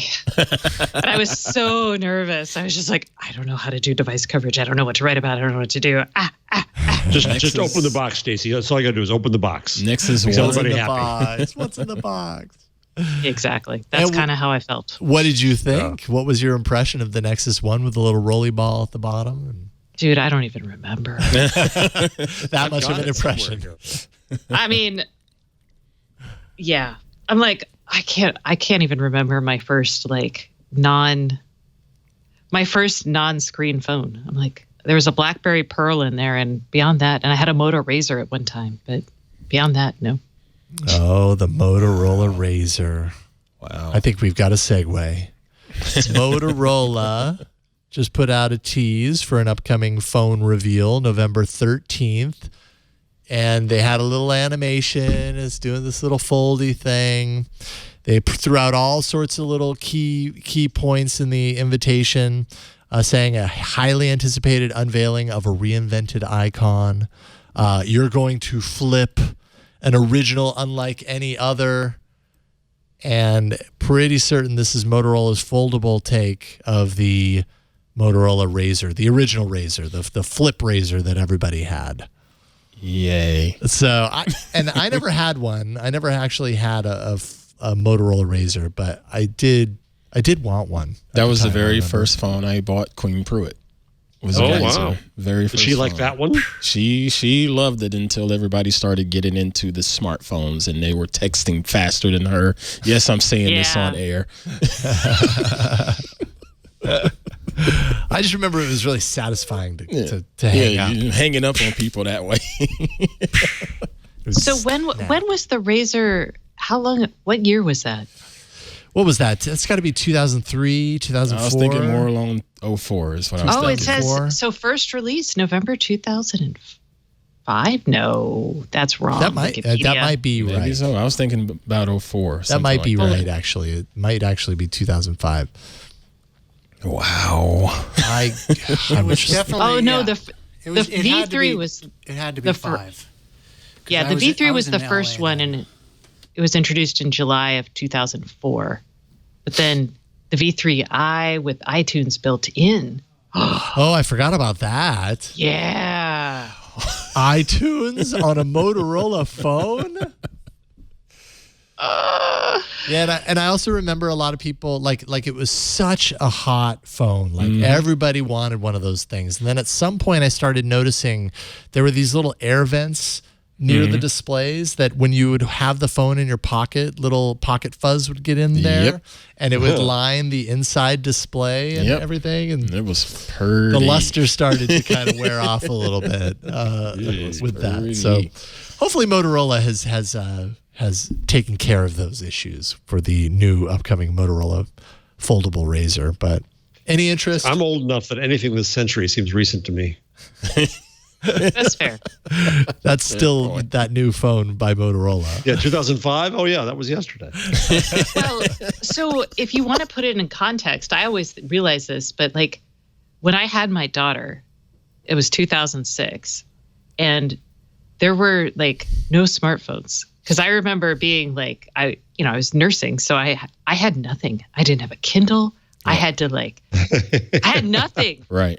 And then 2007 was the first iPhone. So so soon after that, people were just like, why do you say you were bored? It's the best time when I'm nursing. I can just scroll through my Facebook. And I'm like, and my daughter just turned 13. So the world has changed a lot really quickly. Yeah, it really has. It really has. Your daughter's phone might someday be a large format foldable like the Huawei Mate X that has been delayed, similar to the Samsung Fold. Dude, she's going to have earbuds that just talk to some sort of there's going to be something embedded in her head. No. I'm almost to the point where I'm ready for that. You're ready for that? I'm almost to the point because some things are just annoying me day to day with phones and tech and security, and we need this many levels of ID with us in our pockets, and come on, just give me a chip. But if we have this technology inside of us, then security affects us directly. Right. So there's always a caveat. As they say in the White House, get over it. Yeah, pretty much. Fake news. I'm like, you can put a chip in my dog and I can find him and he's happy. He can pass for anything, and just give me a chip too. That's what you need for your liquor cabinet, Stacey. You just need chips. I just need your daughter. Just chip your daughter, and anytime she's Chip your daughter. anytime she's near the liquor cabinet.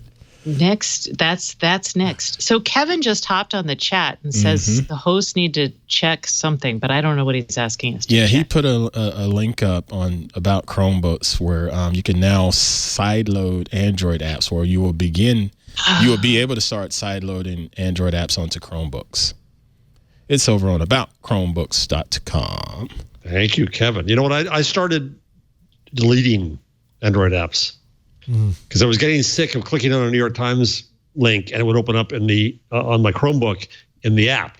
Oh, instead of in the browser? Okay. Instead of the browser. Gotcha. And that was happening with all kinds of things. So I've started deleting all kinds of apps now.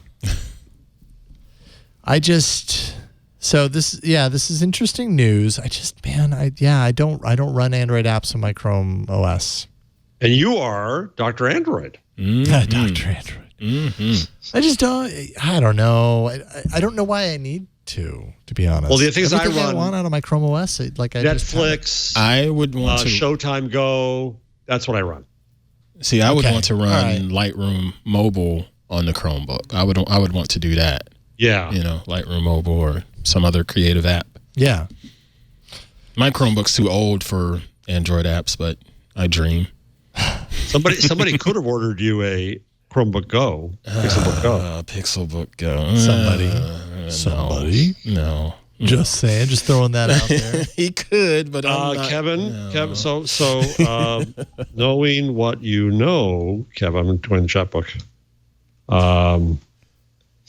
Oh God, I got to do plus Kevin C. TOEFL. I'm like, this is the part of the show where the hosts start talking to people who aren't in the room, right? Or on a screen. What's your latest recommendation? See, he's listening anyway. Yeah, so, he's watching, so he can hear you as you type. Book or me. There. Okay.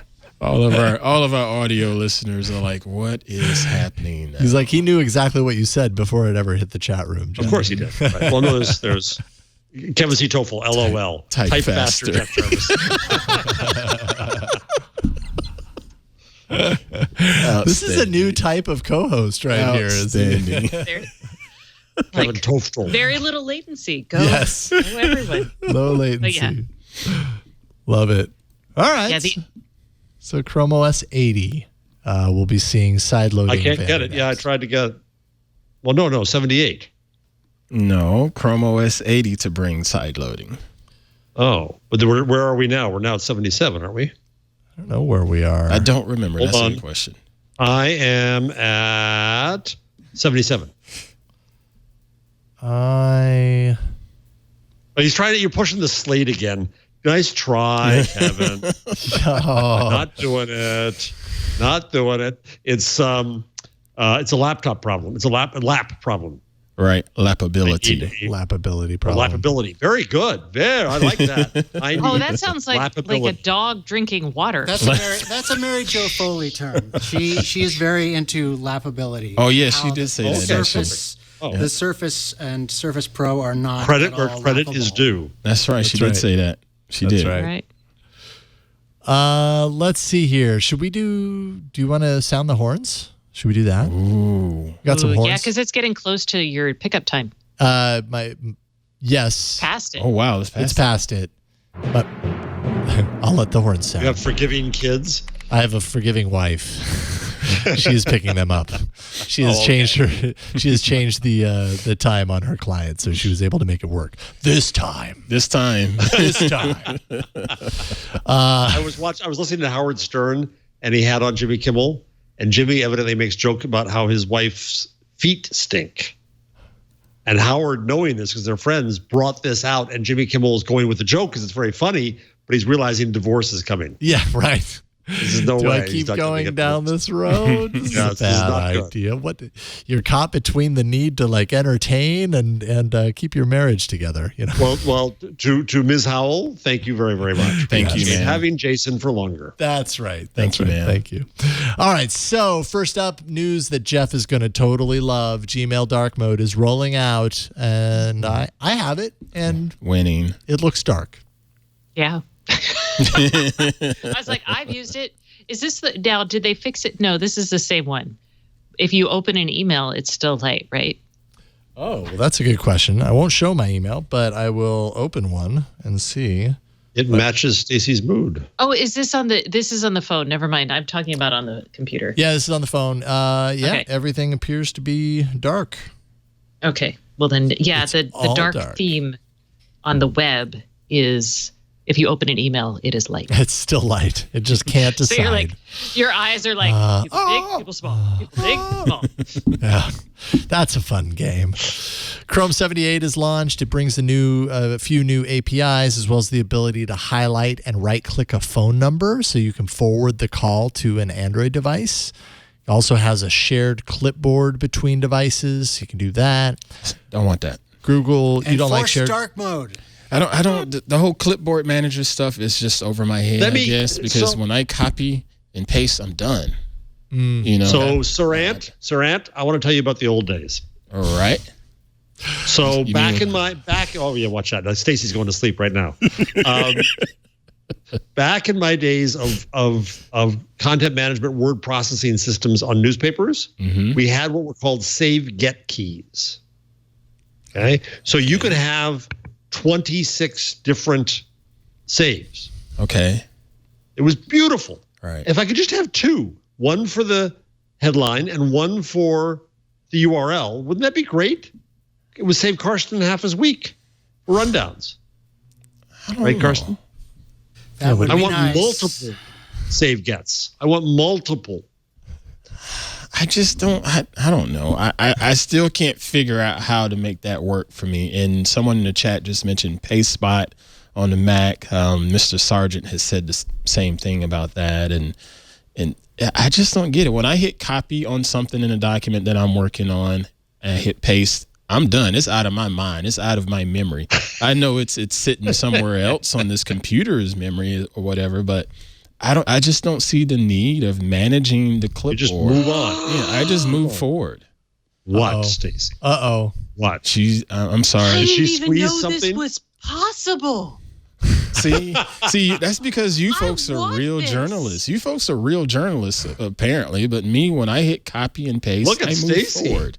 This is Between so the squeeze exciting. and the PasteSpot paste is spot. really cool. Yeah. You should try PasteSpot, it. I am on this. Thank you so much, Scooter. Oh my gosh. How many Does it times are exist y'all doing for paste Chrome? on the same thing over and over again? Oh, when I'm writing stories, I'm pasting links. I'm pasting like Yes. people's names. I'm like, and then I'm pasting like because I'm never doing one thing at a time. So I'm like, somebody sent me an email. I'll just really fast deal with that. And this could change my life. This Like, Is there a paste spot Oh for my Chrome, goodness. please? There's been 2 great reactions during this show from her. Yeah. yes. Okay. Squeeze the phone squeezing and the now paste. paste spot. What will the next one be? You guys are awesome. You have made being like today with the migraine. I was like, maybe I shouldn't do the show. I'm not going to have anything to give. But Okay. I'm Code so snippets. Code snippets. I get that. Ooh. Good call, Scooter. I get that. Free paste spot alternatives for Chrome. Evernote Web Clipper. OneNote Web Clipper. I don't know. I got to check this out. I will say there have been times if I was writing a query or what have you, and I'd copy a line of that query and paste it down somewhere else. Yeah, that's multiple paste. But after that last time, I was done. But You just want it out of your memory. You want it gone. that's it. I move on. You want a right to be forgotten. Yes, that. Even though no one will ever forget me. You're unforgettable That's right. in many ways. Unforgettable. that's what you are. are. Sing it. Oh boy. You don't want that. Maps. Maps is getting even more Waze-like in its incident report feature. Basically, new categories are being added. Before, it was just crashes, speed traps, and traffic slowdowns. Now they're also going to include construction sites, lane closures, disabled vehicles, and objects blocking the road.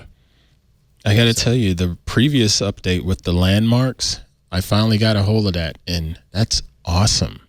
You know, telling you turn right on D Street at the salon. Yeah, right. You know, that I was like, oh, I see it. You know, that's cool. That was awesome. And I haven't really noticed that feature. That was awesome. Is that because you hear it reading it to you? Yeah, it says it out loud. Okay, yeah, at I keep mine muted. so and so. You know, I keep mine muted, so that's probably why I don't. Oh yeah, I never want to listen to the person. Yeah. Also announced today at the Android Dev Summit is the release of Android Studio 4.0. This includes Devs the Unite. eagerly anticipated early developer preview of Jetpack Compose, which promises a way to create modern UI with Kotlin, similar to what devs have encountered with Google's Flutter. Developers are very excited about this, so I only somewhat understand. But if you want a better understanding of this, actually last night we had a couple of guests on All About Android from Google. We had Nick Butcher and Florina Muntenescu, who are both Android developer advocates, and they are actually speaking on these topics at the AndDev Summit today and tomorrow. So check out yesterday's All About Android, and you can find out more about some of this stuff. Some of these announcements, obviously, they made today, so they were talking around them last night. Of course. But touching on the concepts and everything. So if you are so excited about the upcoming movie Frozen 2, I am. then you'll be happy to know that your Google Home will read the story along with you when you get the golden book for Frozen 2. Yeah, I was excited about that until I realized I had to have the golden book, and then I was like, Golden books are awesome. Yeah, they are awesome, but my child is 13 now, and A little embarrassing to go buy it. oh, it is not embarrassing. I have perfect multiple Christmas copies I of There Is a remember Monster golden at the end of this book. Which it's like my favorite. it's my favorite too. Oh my god! and you know what was great? One time years ago, I went home to visit, and I found my mom showed me this like stash of books from when I was a kid, and that was in there. I was like, oh man! And I brought it, and my kids love it as well. So that's it's awesome. a book that never gets old. That's awesome. Oh, what a great book. Why isn't that here? I want to hear what Google would do with that one. So there was an app version of it. We had it for it must have been my daughter, and it was on the iPad. And it was, I don't know if it was better than my crazy Grover voice, but she did enjoy it. Grover voice is fun. Finally, Google is rolling out Nest Hello chimes to tie into the season, a la Halloween for now. I'm sure once Christmas rolls around, maybe there will be some ho-ho-hos going on. But for now, it's spooky sounds. So you get a ding-dong followed by witches laughing or monsters growling or that sort of thing. Should I ask my Google surprised. speaker to get spooky, as people keep suggesting in the chat room? Please? Sure. Please? Yeah. Yes. All right, hold on. Let me tap the mic off here. That's something else. Come here, Google. Come here, Google. Get spooky. Okay. Hey, Google, get spooky. Oh wow.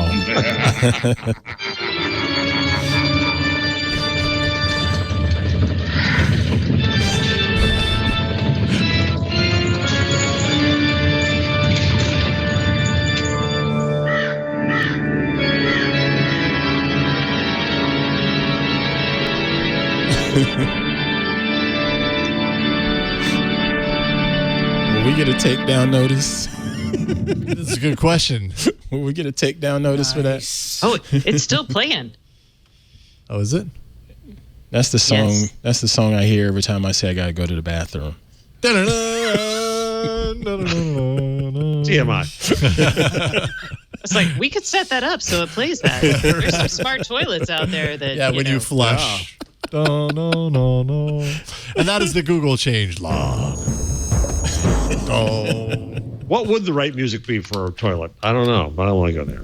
No. Jeff, why would you ask that question? Nope. There's got to be a good answer to that question, though. There has to be. I appreciate that you asked it. And I think it deserves some thought. The chat room, I'm sure, will have a few suggestions. Everybody can think about the answer to that question while I thank our sponsor. This episode of This Week in Google is brought to you by Capterra. Capterra is the leading free online resource to help you find the best software solution for your business. So if you could lessen your workload, that's what Capterra is going to help you do. So you can do that. Capterra helps you find the right software for your needs fast so you can get back to business even faster. You can compare thousands of software options, read reviews, instantly narrow your favorites, find the right software right now at capterra.com/twig. With over 1 million reviews of products from real software users, that makes it so that you can discover everything that you need to make an informed decision. Validation that you can trust, and you can be confident with your purchase. Don't forget to leave a review and continue to help Capterra be the leading free online resource for software solutions. You can search more than 700 specific categories of software, everything from digital workplace software to video management software. No matter what kind of software your business needs, Capterra makes it easy to discover the right solution fast. And Capterra believes that software also makes a world a better place because software can help every organization become a more efficient, effective version of itself. And you can just jump right in there and pop around the 700 categories. You'll probably be surprised at what you see. A lot of times these categories, you're like, wait a minute, there's a whole category of apps dedicated to that particular thing. And sure enough, Capterra puts them side by side, allows you to kind of compare features piece by piece. And so you can find the right auto body software, if that is what you're looking for. Appointment Plus for automotive, just one example. All sorts of things. It's really kind of fun to take a category and jump in there and see what you find. Join the millions of people who use Capterra each month to find the right tools for their business. Visit capterra.com/twig for free today, and you can find the tools to make an informed decision for your business. That's capterra.com/twig, capterra.com/twig. Capterra is software selection simplified. And we thank them for their support of This Week in Google. Man, we've gone through a lot of this doc. We've done pretty good. You did. You're pretty efficient. We've done all right. Is there anything that we've missed? In spite of everything we throw, every speed bump we throw in your way. It's true. Every pothole, every rabbit hole, every rat hole, you somehow managed to make it to the end. Yeah. I'm sure we've missed something. What we missed was that people are having fits about, well, Google gave me free storage all this time. Now they're charging me for storage. Oh, right. The Bloomberg article. As someone pointed out, that's exactly what the entire news industry did. But okay. Oh, it's also a popular tactic with drug dealers. Right, to get you hooked. I wouldn't know, Stacey. They get you hooked, and then 15 years later, they start charging you for them. Exactly. But so I will say, because I wasn't worried about charging but I did go delete my emails from like 2005 all the way through 2010, I think. No, oh, did you? Not that many. 2009. I stopped at 2009. And did you archive those before deleting them? Heck no. I just deleted them. You were like, who cares? see you later. I don't care. I don't want to walk down memory lane. Yeah, I'll probably go back to 2010 and anything prior to that because it's pointless. But I freed up probably 3 or 4 gigs of memory easily. I mean, there's no need. I find things in search that can, especially what happens to your memory, like an old man like me. It's helpful. I see that. I met that person back in 2009. Yeah, right. Who was that? But I'm kind of like, if I met you in 2005, can I really claim some sort of kinship on you? No. We met back in 2005. You don't remember? I don't remember. But my email says it happened. Now, if I'm in Gmail, how can I find out where my storage is. They show you at the It used to be on the bottom of your left. homepage. It used to be at the bottom left, but I don't think it's there anymore. I'll tell you. Dadgummit. Dadgummit indeed. Yeah, I'm not finding it. I don't see it on mine either. I want to know because I haven't reached the point. Well, I'll be. I Yeah, wanna it used know. to be right there on the front page. You couldn't miss it. Now they don't want you to know. They just Yeah. want to spring the message for you when you're about to go over. Apparently, they don't make it easy for you to find, or maybe it's somewhere else. Yeah, I have a hard time thinking about deleting old emails. I kind of like. Don't think about it. Just do it. I'm the same way, but I've gotten to a point now. It's like, what am I going to do with this? 20 years from now, and it's not even useful now. It's probably not going to be useful another 5 years from now. So just go ahead and just cut it off, get it out of my head. Now if there's certain things like documents or whatever, yeah, I'll keep that. But just random messages, no, they can go. They can go, especially if I don't hear from these people regularly and nothing. But every once in a while, I end up doing a search for some random thing, and then I look through the results and I see that there's something in there from like 2000. I don't know. So this is a very. Oh, I remember that email, and I actually do remember writing that email. In my For searches, whatever reason, that's why I said about 2010, because I've done some searches like that too, where I'm just looking for something in particular, but I guess metadata has it connected somehow. Okay. And it pulls up something from like 2010. I'm like, oh yeah, I did write that. So, but I'll keep it. But anything beyond that, no. Right. I think it's a function of the type of person you are. Like, I don't keep anything. I have I'm like, I don't care. Get rid of it. Oh, that's my wife. You can't keep anything. Yeah. My husband. Or everything has to have a container. I swear I'm going to be buried in Rubbermaid. Nope, I just throw it out. I'm just like, it's not useful. When we got engaged, he popped a bottle of champagne at the site where we got engaged, and then he handed me the cork afterwards. And I stared at it. I was like, do you want me to throw this out? Right. He's like, no, it's a memento. And I was like, oh, honey, this is trash. So, yeah. I don't know if I said this on the show before, but when I met my wife, she was unimpressed with my discovery that kitchen cabinets were the exact right size to store copies of the New York Times. Oh, wow. Oh, I would have shot you, Jeff. You have a way patient wife. No, she wasn't very patient. They were gone quickly. By the way, you can log into Drive. I knew I could see this somewhere, and thank you. I believe Bleak put it in the chat room. Just log into drive.google.com, and you'll see in the bottom left-hand corner, you'll see your storage. Right now, I'm sitting at 42.7 gigs of 115, so I'm doing okay. Oh, okay. But I 47 gigs, huh? I've got 42 of 232. Okay. Where are you at, Ed? Yeah, I'm at 1 point something terabytes of two. Yeah, about He does that. photography, though. So are you sending photos? I have some photos out there, but not all of my photos. But I have some photos out there that I've kept because of the Pixel automatic backup thing. Some of them I did keep out there. Now, granted, I still pulled them down elsewhere, but that's a lot of data, Ant.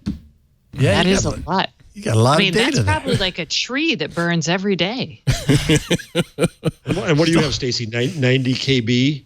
Right. Oh, you're going to love it. It's 7 gigabytes. Wow. Jesus. Wow. Wow, bravo. So Outstanding. That's the way you do it. there you go. This is.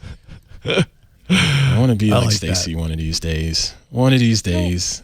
I feel like I know each and every one of you just a little bit more now that I know how much of your space, your drive space is taken up right now. What else? Has got to be anything else in here before we get to I picks think that and was an numbers important and one stuff? to get to. All right. I think that was a good. All right. None of us really paid attention to Mark Zuckerberg in Congress. I do have a funny. I put it in the chat. I don't know if there's a funny video of Zuckerberg's reaction when he's compared to Trump. Oh no, really? So I don't know, Carson. I don't know if you queued it up past the commercial. He says, "Hold on," and this is from today. Yeah. Oh boy, I can't find it. It's a two-parter. You got to see the 2 parts. Okay. Everybody should look for that. I think Carson's having a hard time finding it. Okay, that's fine. No big deal. That's all good. But you can look for that if that tickles your fancy, or whatever that saying is. Okay. Well, then, why don't we get into tips, picks, numbers, all that kind of stuff. Ant, you are in studio right now, sitting right next to me, so I'm going to point to you first. What you got? This time I did not have a thing that I've, popped in my head or what have you because of something I come across during my musings of this here internet. But I did want to give a shout out to our Triangulation show. These last 2 have just been fascinating, especially this one here with Miss Ruha Benjamin. And she's talking about her book, Race After Technology. And it really, really struck a nerve when we can go back about a month or so where we were looking at AI and how it just falsely identified me as a wrongdoer and all of that jazz. But her book is sounding great. I started reading it a couple of weeks ago, and it really does open your eyes from all different perspectives as she breaks down what's going into all of this technology and what people are feeling when they're subjected to some of these technologies, even like when they didn't even ask to be subjected to these technologies. Think of the homeless folks that were used as part of the tools. But that episode, and then the episode prior to that, Mr. Micah Sargent interviewed, I can't remember her name now, but she was talking about waste and garbage. And Kate O'Neill.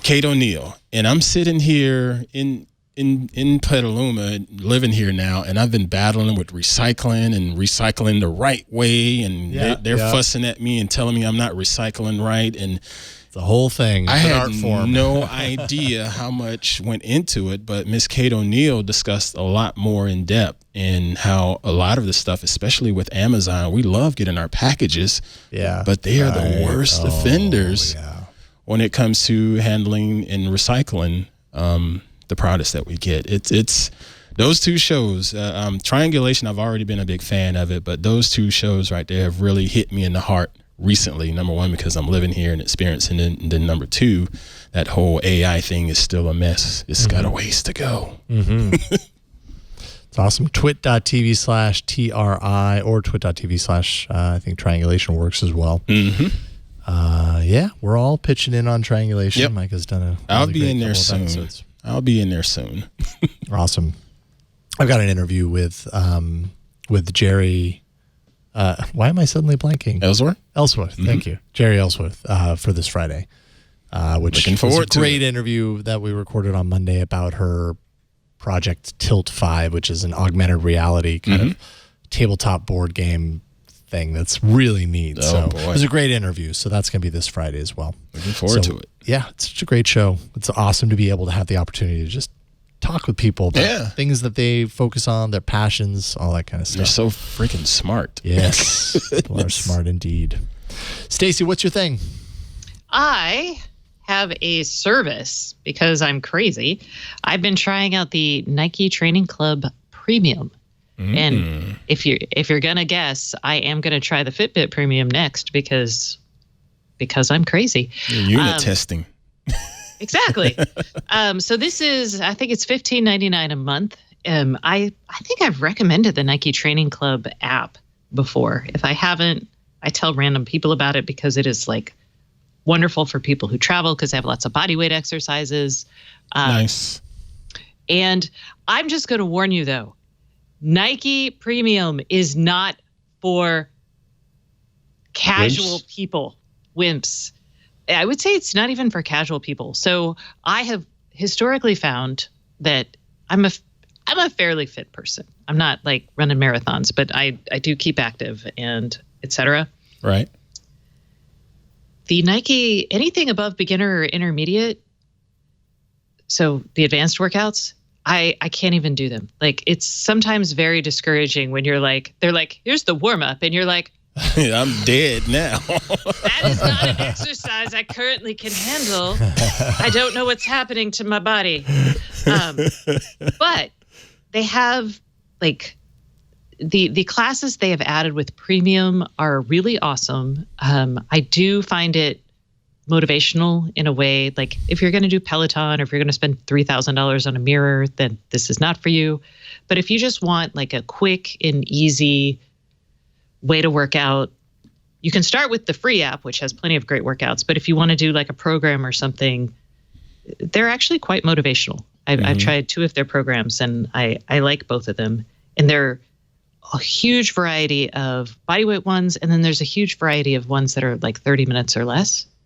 So, yay. Nice. So yeah, if you've never exercised before, this may not be the best one for you, but if you want to challenge yourself, this is a very challenging way to go.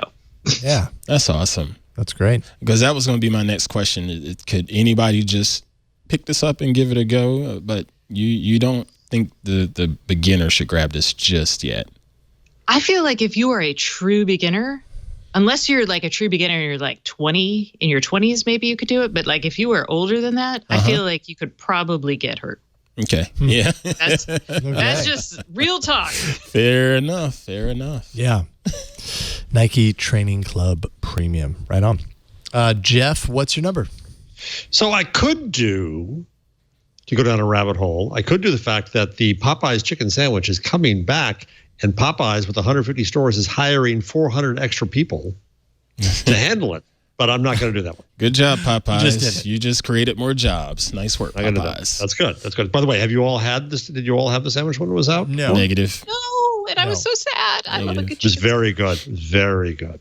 Very good. The pickles were a nice touch. Nice touch. Very good. I'm from Chick-fil-A country, so I'm like, well, I endorse what happened in the UK to Chick-fil-A. Yeah. You heard about that, right?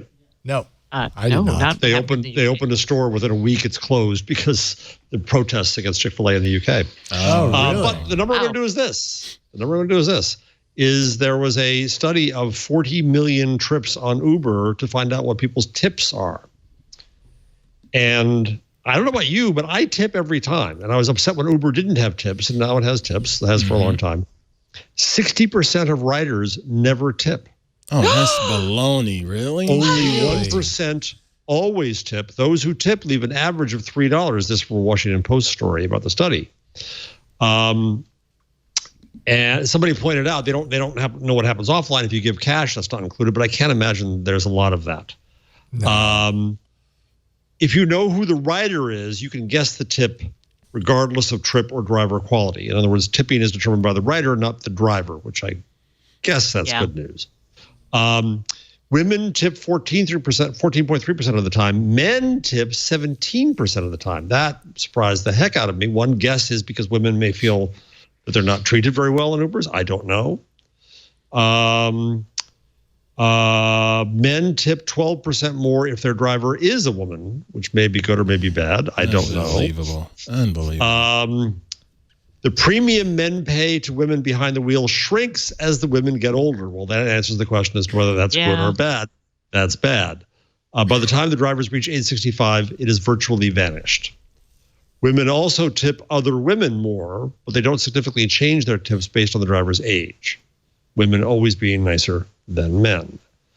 So I found that all pretty darn fascinating. Wow. And sad. And That's sad. depressing. Good. I always These people tip. are barely scraping a living. Well, you know what I found out? I talked to someone close to me, and I will not out them because, this is a terrible thing. They don't tip in hotels. Oh, boy. And I was like, you don't tip your housekeepers? They're like, no one does that anymore. And I was like, they should. And yes, they do. So do you guys tip in hotels? I do. I do. I do now. I will confess that I had stopped a bit, and my wife shamed me. She's right. You should be tipping. Those people work super hard. They have everything against them. Horrible salaries. Yes, exactly. So I do every time. This is now public, but many years ago, back in 2001, I lived in a hotel here and there when I wasn't living in my car. And when I would get a hotel room, I would go to a little inexpensive hotel because it was all that I could afford at the time. And I can remember befriending the housekeepers there and seeing what they dealt with, tipping those folks. Yeah. I'm like, I'm battling little bouts of shame right now because that's not a habit that I've had in my life. Yeah. But I'm like ashamed to admit it's never occurred. Probably to me. never crossed your mind. No, it's never crossed my mind. And that's fine. That's ignorance. I think that's not stupid. fairly That's normal. ignorance. Yeah. It just never crossed my mind. Yeah. Okay. And they make minimum wage. And yes, there are people who say they should be paid more. And I'm 100% with you, but they are not paid more. Sometimes they are paid only by the number of rooms they have to clean. And in a lot of cases, they're immigrants who don't have a lot of power and are taken advantage of and sexually assaulted. The hotels now do these things. Sorry, Stacey. Yeah. No, they're hotels doing do these things where they pay them by the room, but they're incenting their customers to not get cleaning. You get extra points or you get a discount if you don't get cleaning. Well, no, I'm not going to put them out of work that way. Right. I'm paying for the hotel. You're going to pay them hotel, and I'll pay them too a little bit. Right. I'll give them gratuity. I always leave something on the counters before I leave. Always do. How do they know that money is for them and not just money you left out? You checked out. You check out. Oh, when you check out. Okay. Well, you should leave it every day. Like, I'm so clueless on this right now. Like, do you do it on a daily basis or do you do it when you check out? I do it every day, and then I write a note. Like there's usually a notepad in your hotel, and I just, thank you for cleaning. Yeah, because there's always a little stationery. Gracias por limpiar, or I thought they'd get scared that they were going to be accused of stealing if they took money out before. You try. I mean, ideally, you will leave a note. Because yes, if you're not really obvious, they will not take it. That's right. Because I have left it out, not been, and I'm like, oh, there's my $5. Yeah, and that's the thing. I've left it out in the past too, and they didn't take it, so I've always just waited until checkout time and stick it right next to the stationery. But people clean different people clean every day in some hotels. So then, I mean, it's not terrible, but yeah. Oh, now, wait. Let's go through the list here. I do not tip at gas stations. Well, we have full service. You don't. Oh, it's like, why would you tip at a gas station? New Jersey, we're not allowed to pump our own. Oh, okay. Did you ever? No, I don't. Are there any others? No. Like where you tip? I tip the people who wash my dog. What about when you call for like takeout? Oh yeah, because you're not. Oh yeah, because it's not like a service sort of thing. I tip if I go to get takeout. I tip. They get tips too. Because they have to package the food up for you. Yeah, which is and they're poorly paid. I don't tend to do 20%. Right. Yeah, that's kind of where I'm at with takeout as well. Yeah. But yes, I tip there. Okay. Yeah. Oh, this is interesting. This is fascinating. Totally learned something about hotel stays. But the Uber thing, I think when Uber started by not having tips as part of the app, right, and Lyft changed that. It set a precedent in people's minds. I can't imagine that they would go out of a yellow cab and not tip. Oh, people don't tip a lot. Over. Yeah. Ask anybody in the service industry. They will tell you that there are surprising numbers of people, and some people that only tip like 5%. And they feel good about it. Not even that. Yeah, I've seen that too. And that's not even I didn't even enjoy your service tip. That's you were good. Yeah. I'll give you 5%. That's good enough for you. Mm-hmm. Yeah. Do you ever? So the other thing I do is if I go out now and I split, we put on multiple cards, and then there's a kind of awk moment when you're checking. If you have more than 6 people, they'll add it automatically in most restaurants. Right, remember that. But if it's just, let's say, 2 couples, right, or two colleagues are out, put down multiple cards, then I kind of want to make sure that it's enough. I see what you're saying. But I don't want to shame the other person either if they see what I'm leaving. Right. Sometimes I just moment. I'll just say out loud. I'll be like, I'll look at it and I'm like, okay, I'm going to put like $5 down for my, on top of this. And then they can, that's either shaming or not shaming or however they want to handle it. Or 20%. Yeah. I normally just write it out, whatever it is. I don't even tell the other people. And I just assume it's going to be okay. So this is not tipping, but a colleague of mine at school, this was really interesting. I had never thought of this. She's vowed, I think it's once a week, even once a month, once a week. She puts aside, and she's not paid a lot. We're a public university. Puts aside $10 for a homeless person. Yeah. And it used to be that her rationale was that she'd kind of add $1 here, $1 there, it would add up $10. But she thought to actually pick someone and give them $10 was a little more, it doesn't change their life, but it's just more gratifying, more useful. Yep. Which is an interesting philosophy I hadn't thought of. Mm-hmm. We do 10% of our income to charity, basically. Mm-hmm. Wow. We tithe. Yeah. I mean, but I do not typically give to people on the streets. Like I give to organizations, but I tend to be the same, hard but for there me. are cases. Yeah, there's been a handful. I was like, category. there are days that happens. All right. Mm-hmm. Not often. You know what happens to me is I'll end up walking past about 10 steps and say, I'm busy, I can afford this, and I walk back. Mm-hmm. You know, not very often, but I do that. Right. There's one guy who got me though, more of a scammer. He's white guy, dressed up, suit, and can anybody spare $3? You think it's going to be because he just needs $3 to just get enough for the bus ride. Okay, you know, right? All right. Then the next day he's there. The next day he's there. The next day he's there. Yeah. That's a shtick. Yeah. So he's the greedy panhandler. Right. Yeah.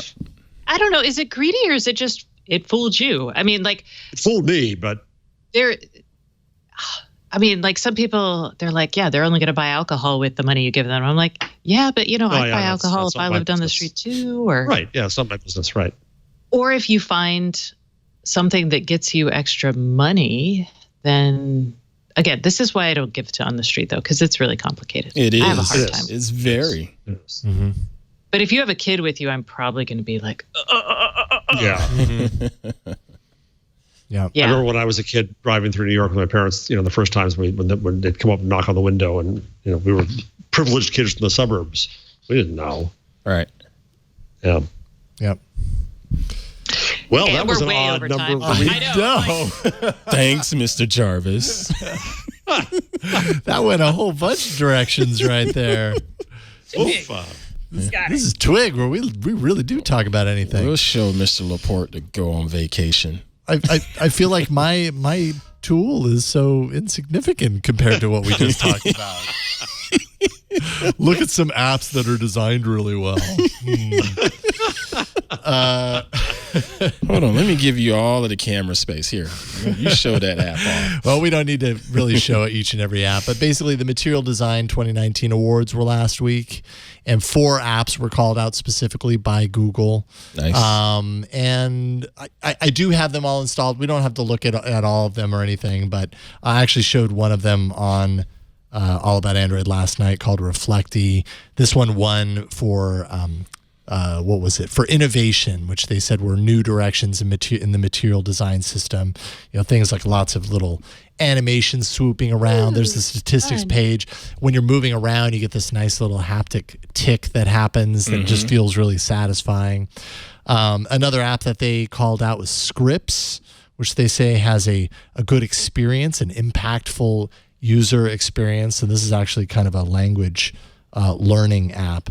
But all of these apps just kind of have a very unique design language. So if design is your thing, you should definitely check out this list and take a look at them, because they're really well done. This one's, I guess, what is this teaching you? This is teaching me hiragana. It's teaching me how to do Japanese. How to do Japanese. Japanese characters. Okay. Hiragana. I was like, I don't know what's happening here, but Yeah. okay. I'm just talking through it.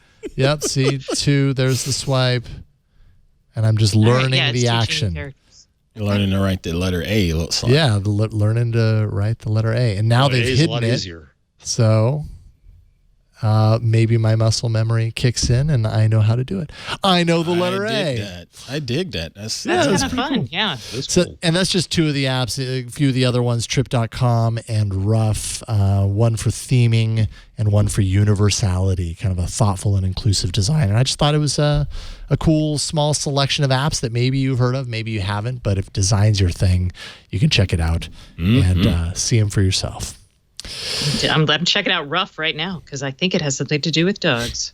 Yes, it does. What is it? Here, I can load it up. Let's see here. Fetching. We call those- No, actually, I think it's just the logo. This is like a text editor.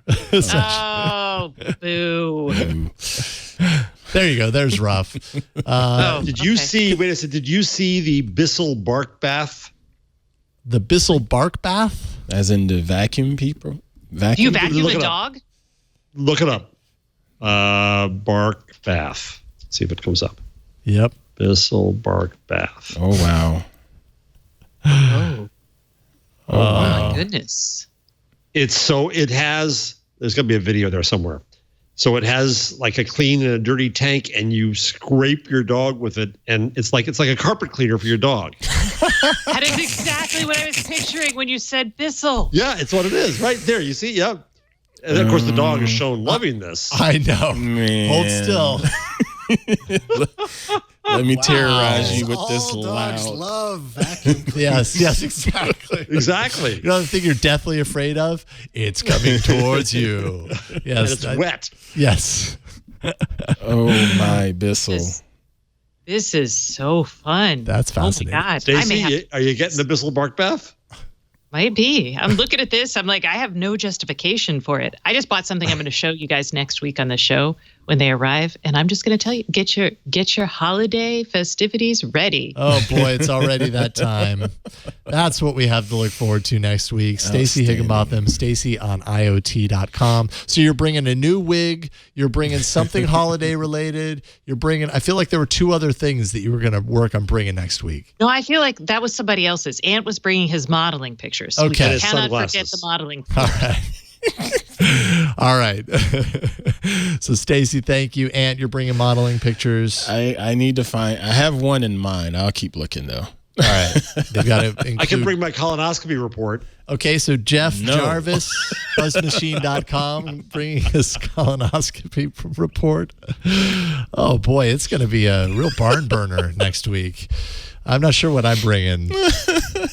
I'm gonna keep myself clear, and that way I can hold the ship together while we go along. Thank you all. This was a lot of fun. It was. I had a great time hanging out with you was. guys today. We do this show every Wednesday, and you can find the show in your podcast catcher of choice by subscribing. That's what you really need to do. But if you want to subscribe, all you got to do is go to twit.tv/TWIG. That'll take you to our show page where you can find all the little links there to take you to all the ways that you can subscribe. You can also watch on YouTube if you like.